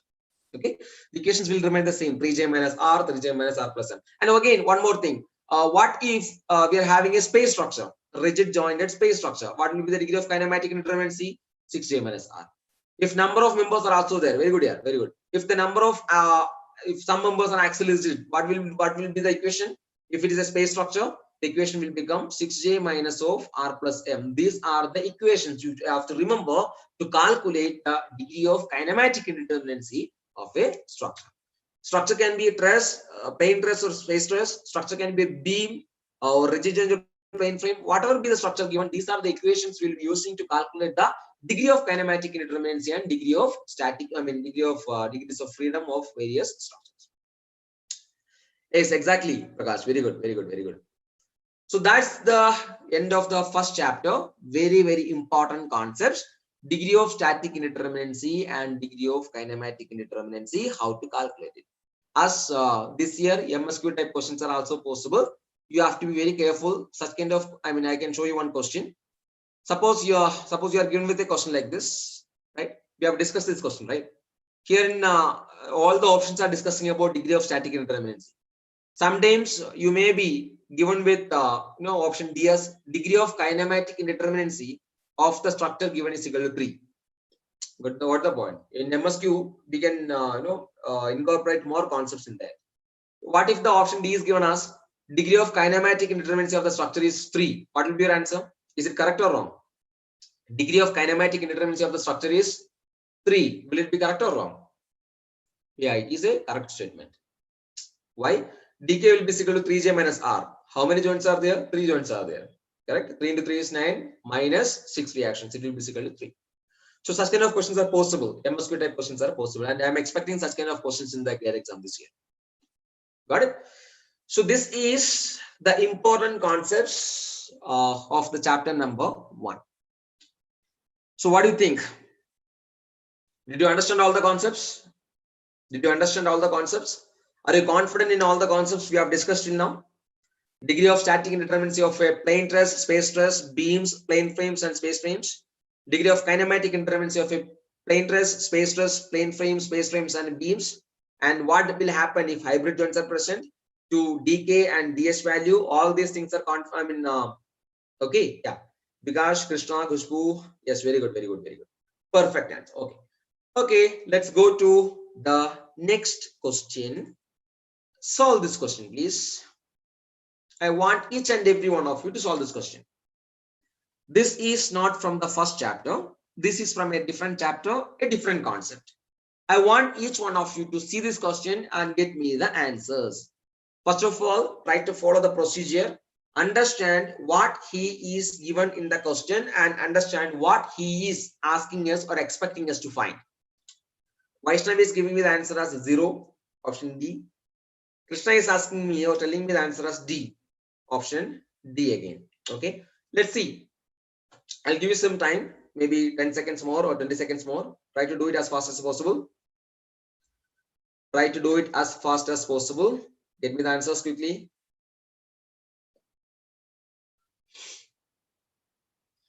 Answers, please. How to calculate the force in member AB? That's the question.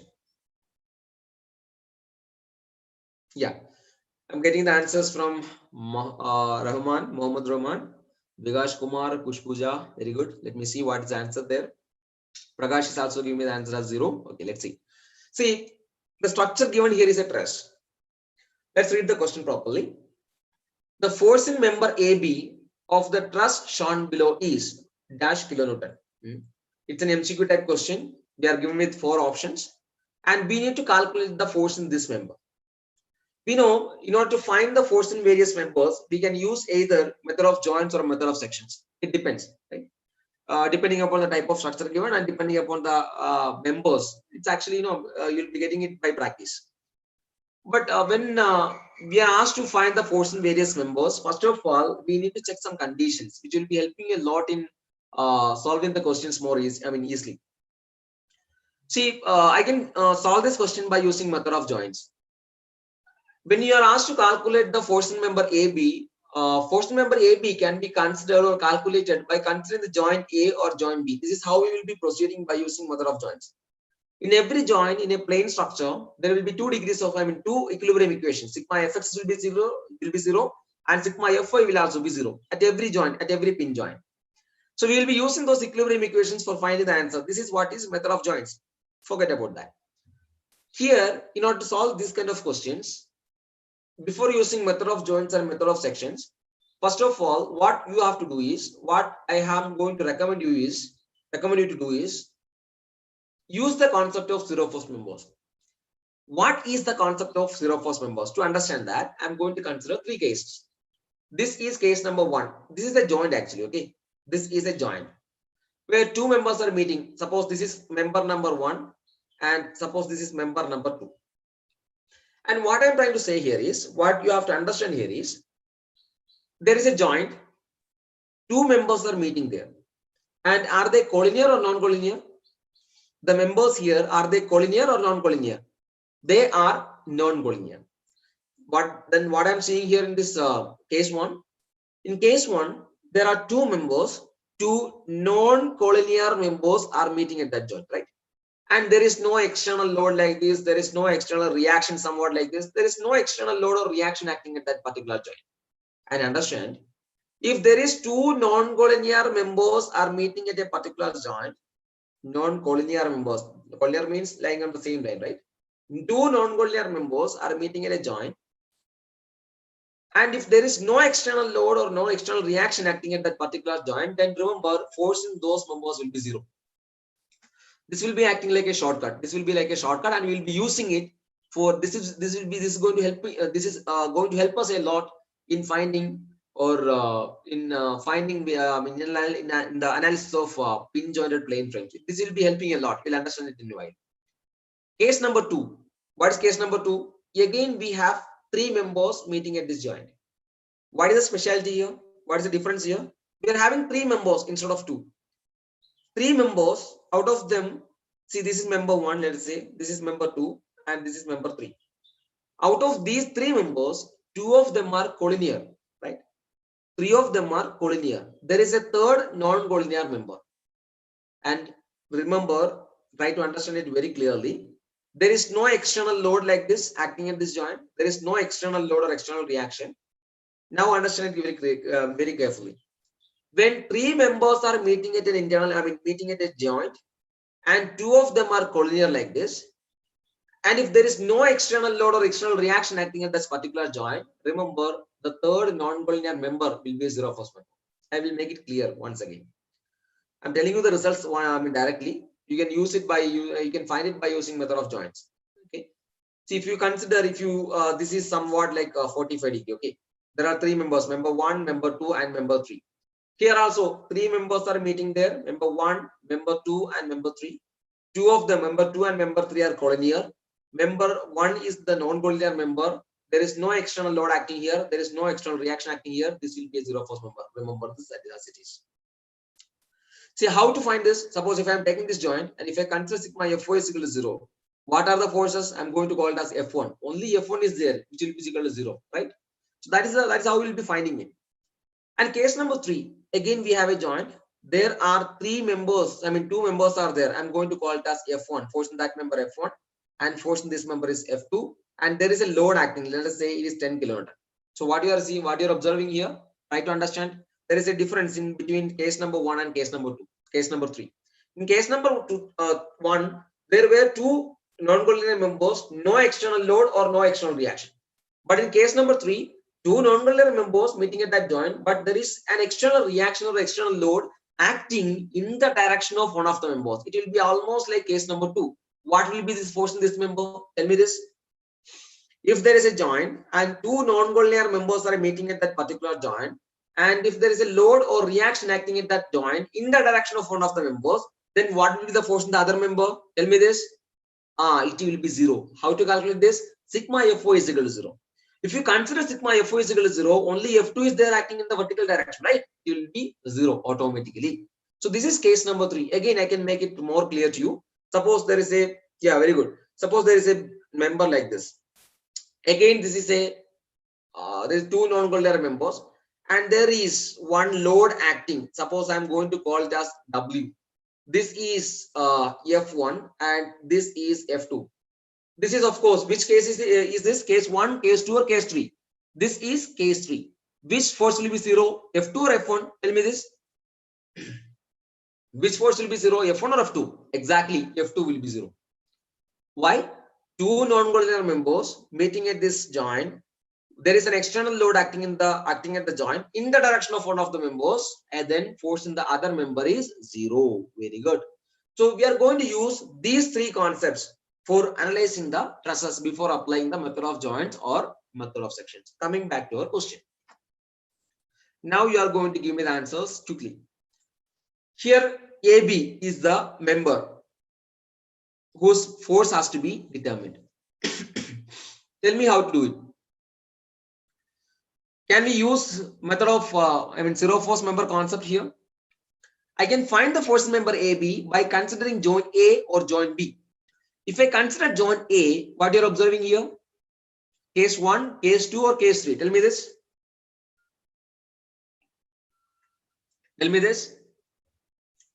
Case 1, case 2 or case 3? What you're seeing there? Exactly, case 2. Three members meeting at a joint.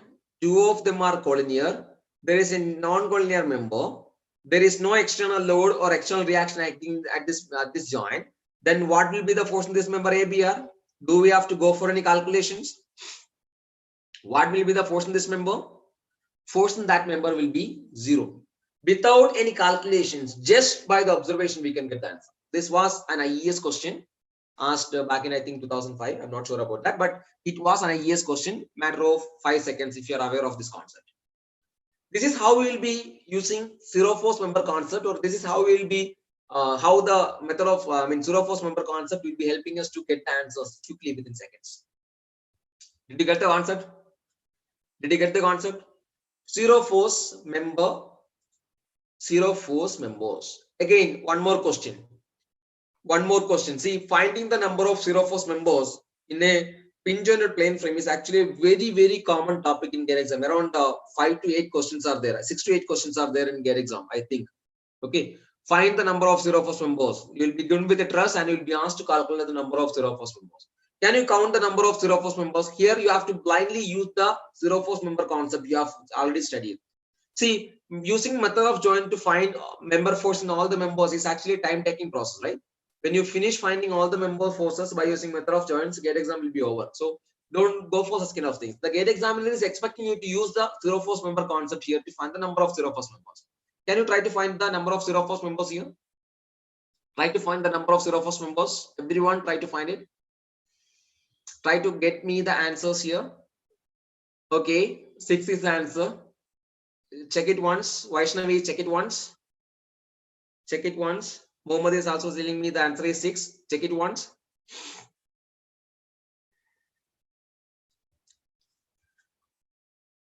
This is the question, right? Yeah. I'll read the question for you. The number of zero force members in the truss shown below is. So we are given with a truss, correct? And we are asked to calculate the zero force members, number of zero force members. So of course, he is indirectly telling us to use the zero force member concept here. So how to do it? We are going to check joints by joint. If you look at this joint, what about the force in this member here? Of course, it will be 0. Why it is 0? Case 1 or case 2? Case 2. 3 members, 2 of them are collinear, 2 of them are collinear. Third non-collinear member will be zero force member if there is no external load or external reaction. Here at this joint, this will be 0. Again, case 2. 3 members, 2 of them are collinear, no external load, no external reaction. This will be zero force member. Then again, zero force members using the same concept. So if it is zero force members, I can easily remove them from the structure, which is not having an influence in our structure, right? Right? These are zero force members. Now you are observing something else. Now we have total 4 right now. We are going to find more number of zero force members now. Tell me, what about this one? What about this one? 3 members are meeting at this joint. These are already 0, right? These two are collinear. This has to be a zero force member. Agreeing with me or not? Similarly, here also same concept. This is also a zero force member, which means this can also be detected. Now the total number of zero force members became 6. Here is a joint. Okay, here we have a joint. Tell me, is there any other zero force members? Those who are giving me the answer as 8 or 10, something like that. Tell me, is there any other zero force members here? Tell me any other zero force members. What about these two members? What about these two members? Are they zero force members? Are they zero force members? Are you getting this? Are you getting this right now? All the members are back right now, and I'm going to denote it like this. Now tell me the number of zero force members. This will also be 0. This will also be 0. If this is 0, this will also be 0. This will also be 0. This is a load acting here. This will be somewhat like this, correct? This is like case number 3. Two nonlinear members are meeting at this joint. One external load or external reaction is acting in the direction of one of the members. This will be a zero force member. If this is a zero force member, this will also be zero force member. How many zero force members are there here? Tell me the number of zero force members. Is it 6? Is it 9? Or is it 10? Tell me the number of zero force members. Tell me the number of zero force members. Just count it and tell me number of zero force members. Yes, the answer here will be equal to 12. Not 10. Total number of zero force members here will be equal to 12, I think, right? Yes, the answer here will be equal to 12. You have to be very, very careful while counting the number of zero force members. Don't tell me it is 6. You'll be counting it as okay. You'll be counting it just like that. Okay, and you will be giving the answer as 6. As it is a numerical answer that question, you will not be given with any options, right? So you will not be knowing that whether you have given a wrong answer or correct answer there. But this is also a zero force member. These are also some zero force members. Total will be equal to 12. Getting my point? So go through the previous year questions. There are around 8 questions, I think, from this topic, that is counting the number of zero force members. Got the point? This is how we will be doing it. And one more question. I will give you one more question. This is next question. This is also an IES question, Indian Engineering Services question. And I want you to calculate the force in member XY. I want you to calculate the force in member XY.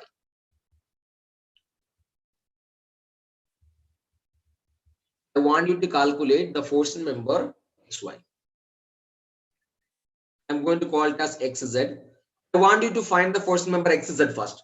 Tell me what is the force in member XZ? There can be doubt. Very good doubt. Very good doubt. See, if all these forces are 0, then why we are providing it? What is the reason? Why we are providing it? Just to improve the stability.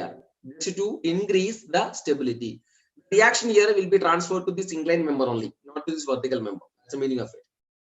Yeah, exactly. Stability. Give me the answer here. It's very simple, right?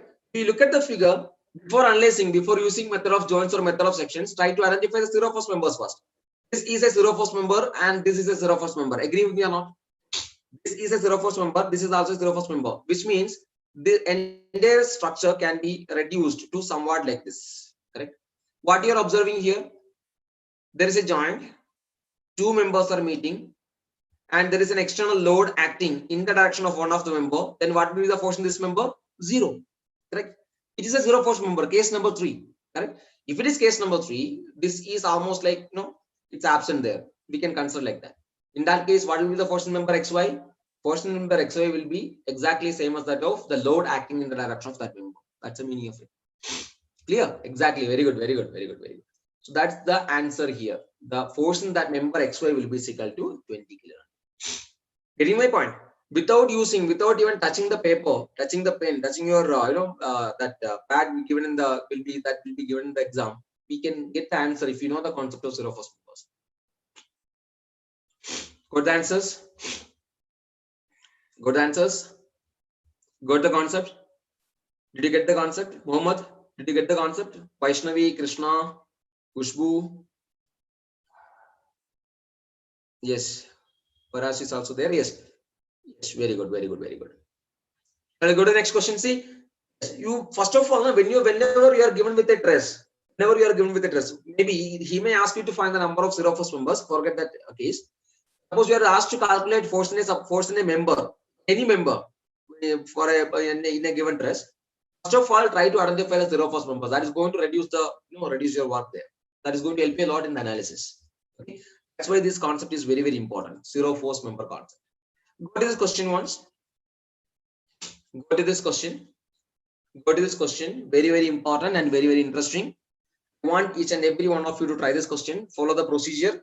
First, identify what is given in the question and try to understand what he is asking us to find.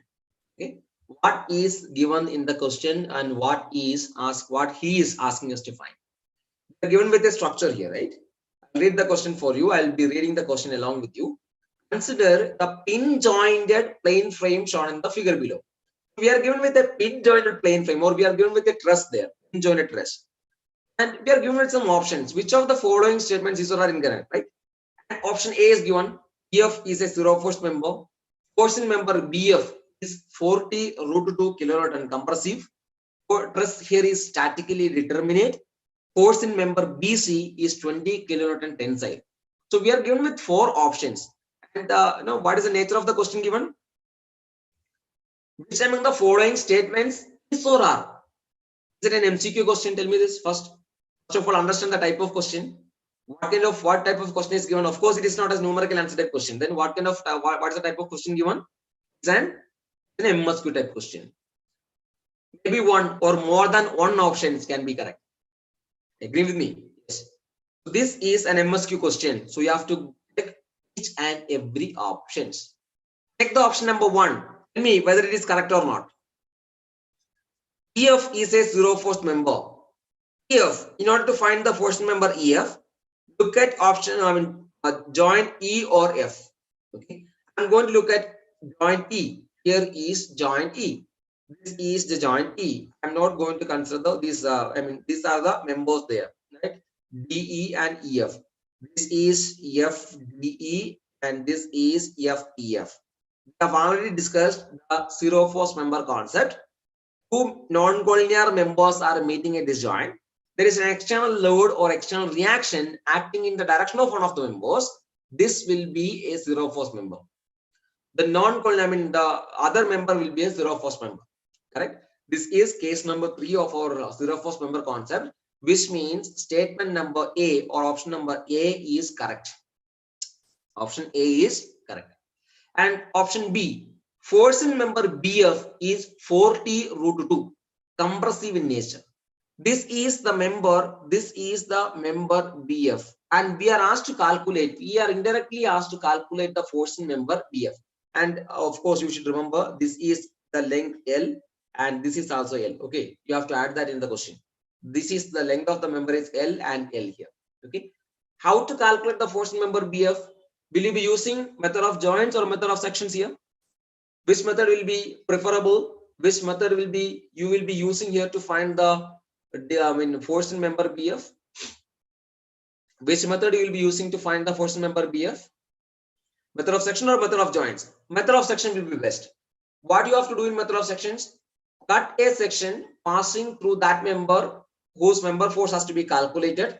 Section cut must not be passing more than 3 number of members, and consider either upper or lower part of the section, or consider any of the either part of the section and use the equilibrium equations to get the answer. If I cut a section somewhat like this, the force in these members will be released. Force in these members will be released. I can either consider the upper section or I can either consider the lower section. Which one you will be considering, the upper part of the section or lower part of the section? Which one will be better? We will be getting the same answer if you consider the upper or lower part. There is no problem in that. Which section will be preferable? Tell me this. Exactly, upper part of the section is preferable. Why? Because even if you consider lower part, you will be getting the answer, but you have to go for the you have to first consider you have to calculate the horizontal reactions here, which is an unnecessary calculation, right? No need to go for the load calculations, reaction calculations if you are considering the upper part. So here I am going to consider the upper part of the section. This is the upper part of the section. I am only focusing on the member BF. So this is FBF, and we know this angle here was 45 degree. This will also be 45 degree. Now what are the equilibrium equations we have? This will be like a coplanar non-concurrent force system. The number of equilibrium equations will be equal to 3. The number of equilibrium equations are sigma fx is equal to 0, sigma fy is equal to 0, and sigma mz is equal to 0. See, I have taken, I have assumed it as tensile. Okay, I have assumed it as tensile. Away from the joint is actually tensile in nature. The nature of force here is tensile. Tell me which equation out of these three equations, which one I will be using to find the force member BF? Which one I will be using to find the force member BF? Tell me this quickly. Which equation will I be using to find the force member BF? Exactly this equation. Why I'm not using this equation? Why? Because if I use sigma F is equal to 0, I'll be having these two member forces also. But we don't know these member forces. These are unknowns. But if I use sigma Fx is equal to 0, this is the only unknown. We are having other forces like 10, 20, and 10. Tell me the answer here. I'm going to consider rightward forces positive and leftward forces negative. So 20 plus 10 plus 10 minus FBF cos 45 is equal to 0. This is 40. So FBF is equal to 40 divided by cos 45. The answer is 40 root 2. Very good, Vaishnavi and Gushpuja. What is the nature of force? Is it tensile or compressive? When I use this equation, when I use this, I got a positive answer. I got an answer which is positive, not negative. What is the meaning of that? The assumed direction is correct. Assumed direction was tensile. Meaning of that is the nature of force there is tensile. 40 root 2 tensile is the force member BF. Here look at the option B. Option B there is also not correct. Why? Because the nature of force given is compressive. The answer is wrong. Option B here is wrong. Got the point? Force member BF is 40 root 2. It is not compressive. The correct option is it has to be tensile in nature. Okay. And coming to the option C, truss here is statically determinate.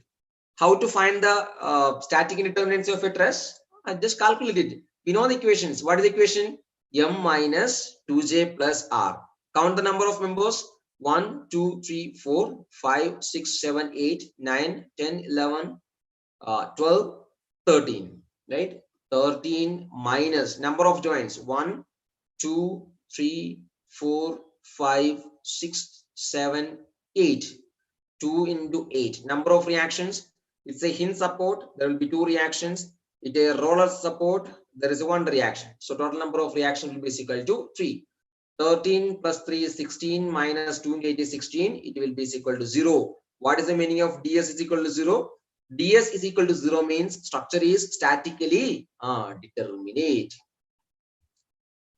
Got the point? Structure is statically determinate. Yeah, here it is. Option C is correct. Truss here is statically determinate. Truss there is statically determinate. Got the point? Then, yes, very good. Then go with the option D. Forcing member BC is 20 kilonewton tensile in nature. This is BC. How to calculate forcing member BC? We have to apply method of sections. We are going to cut a section passing through the member BC. Section cut must not be passing more than 3 members. So here it is all passing only through three members. I can consider either right part or left, upper part or lower part of the section. So I have cut the section like this. Will I be considering the upper part or lower part? Which section will I be considering? Which part of the section which part of the truss will I be considering? Upper part or lower part? Which one will be better? Which section will be better? Upper part of the section or lower part of the section? Upper part of the section will, truss will be better. Why? Because we can avoid the calculation of the support reactions if we consider the upper part of the section. So we are interested in calculating forcing member BC. Yeah, here is our forcing member BC. I'm only concentrated in forcing member BC. So this is almost like this is L. We know this is also L. This is a coplanar non-concurrent force system. Just like I told you, we have 3 equilibrium equations. Sigma Fx is equal to 0, sigma Fy is equal to 0, and sigma M is equal to 0. Which equation I will be using to calculate the forcing member BC? Tell me this. Yes, very good, Vaishnavi. Very good. Which equation will I be using for finding the forcing member BC? If I consider sigma Fx is equal to 0, sigma FBC is actually a vertical member. We cannot find that vertical member force, right? And if I consider sigma Fy is equal to 0, I will be having these two equations, these two forces as well. Correct? So if I have these two forces, these two are unknowns. We cannot use this equation as well, right? So the remaining equation is sigma M is equal to 0. Consider moment about this point. I cannot consider moment about this joint or this joint. Why? Because this FBC will not be creating any moment about this joint and this joint. I can either consider moment about this joint or this joint, right? Which this will be better. Why? Because if I consider moment about this joint, I have to consider for this member force also, which is unknown. So first, considering moment about F will be the best option we have, right? So what are the forces? I'm going to consider the clockwise moments as positive and anti-clockwise moments as negative. 10, these forces will be creating clockwise moments. So 10 into L, this force in moment produced due to this 10 kilonewton. Here also 10 into L plus 10 into L, and this 20, will it be creating any force? Sorry, will it be creating any moment here? This 20, will it be creating any moment? It will not be creating any moment. Why? Because the line of action of the 20 kilonewton is passing through this joint, right? It will not be creating any moment about the joint F. FBC, it is anti-clockwise moment. Exactly. FBC into L will be is equal to 0. And from this, you can easily find FBC is equal to 20 kilonewton. If you get a positive answer, what's the meaning of it? If you're getting a positive answer, what is the meaning of it? Assumed direction is correct. What is assumed direction? Assumed direction was tensile, which means force in member BC is 20 kilonewton tensile. Look at the options. Look at the options. Force in member BC is tensile, which means option D is also correct. Got the point? Got the point? So what are the correct options? Option C, option A, option C, and option D. Right? But you will be getting the correct answer. You will be getting the correct answer if you take option A, C, and D, right? Only then you will be getting the correct answer, right? Agree with me or not? No, no. Look at the option. Sorry, look at the question carefully. I've created a small test here. Which among the following options are incorrect? Perfect, perfect. Very good, very good. Those who have not gone through this, just focus on this thing right now. He is asking us to take the incorrect options. What is the incorrect option here? What is the incorrect option here? Option B is incorrect. It means you have to put B as the correct answer. Only B will be the correct answer. Why B is the correct answer? Why? Because as per the question, we need to select the incorrect options, not the correct options. So here option B is only the incorrect options. The point. Interesting question, right? Many concepts in one question. Many concepts in one question. It was a very interesting question. Very, very interesting question. This kind of questions can be expected in GATE exam. Okay. Multiple select questions, multiple concepts in single question. See, first chapter concept, that is indeterminacy, is involved in this chapter, analysis of trusses. So very, very important. Got it? So that is the end of it. We have to wind up the session for today. We'll be having one more session, that is tomorrow, and we'll be having a discussion on the remaining topics. We didn't get the time to discuss force method of structure analysis today. We'll be discussing the force method of structure analysis.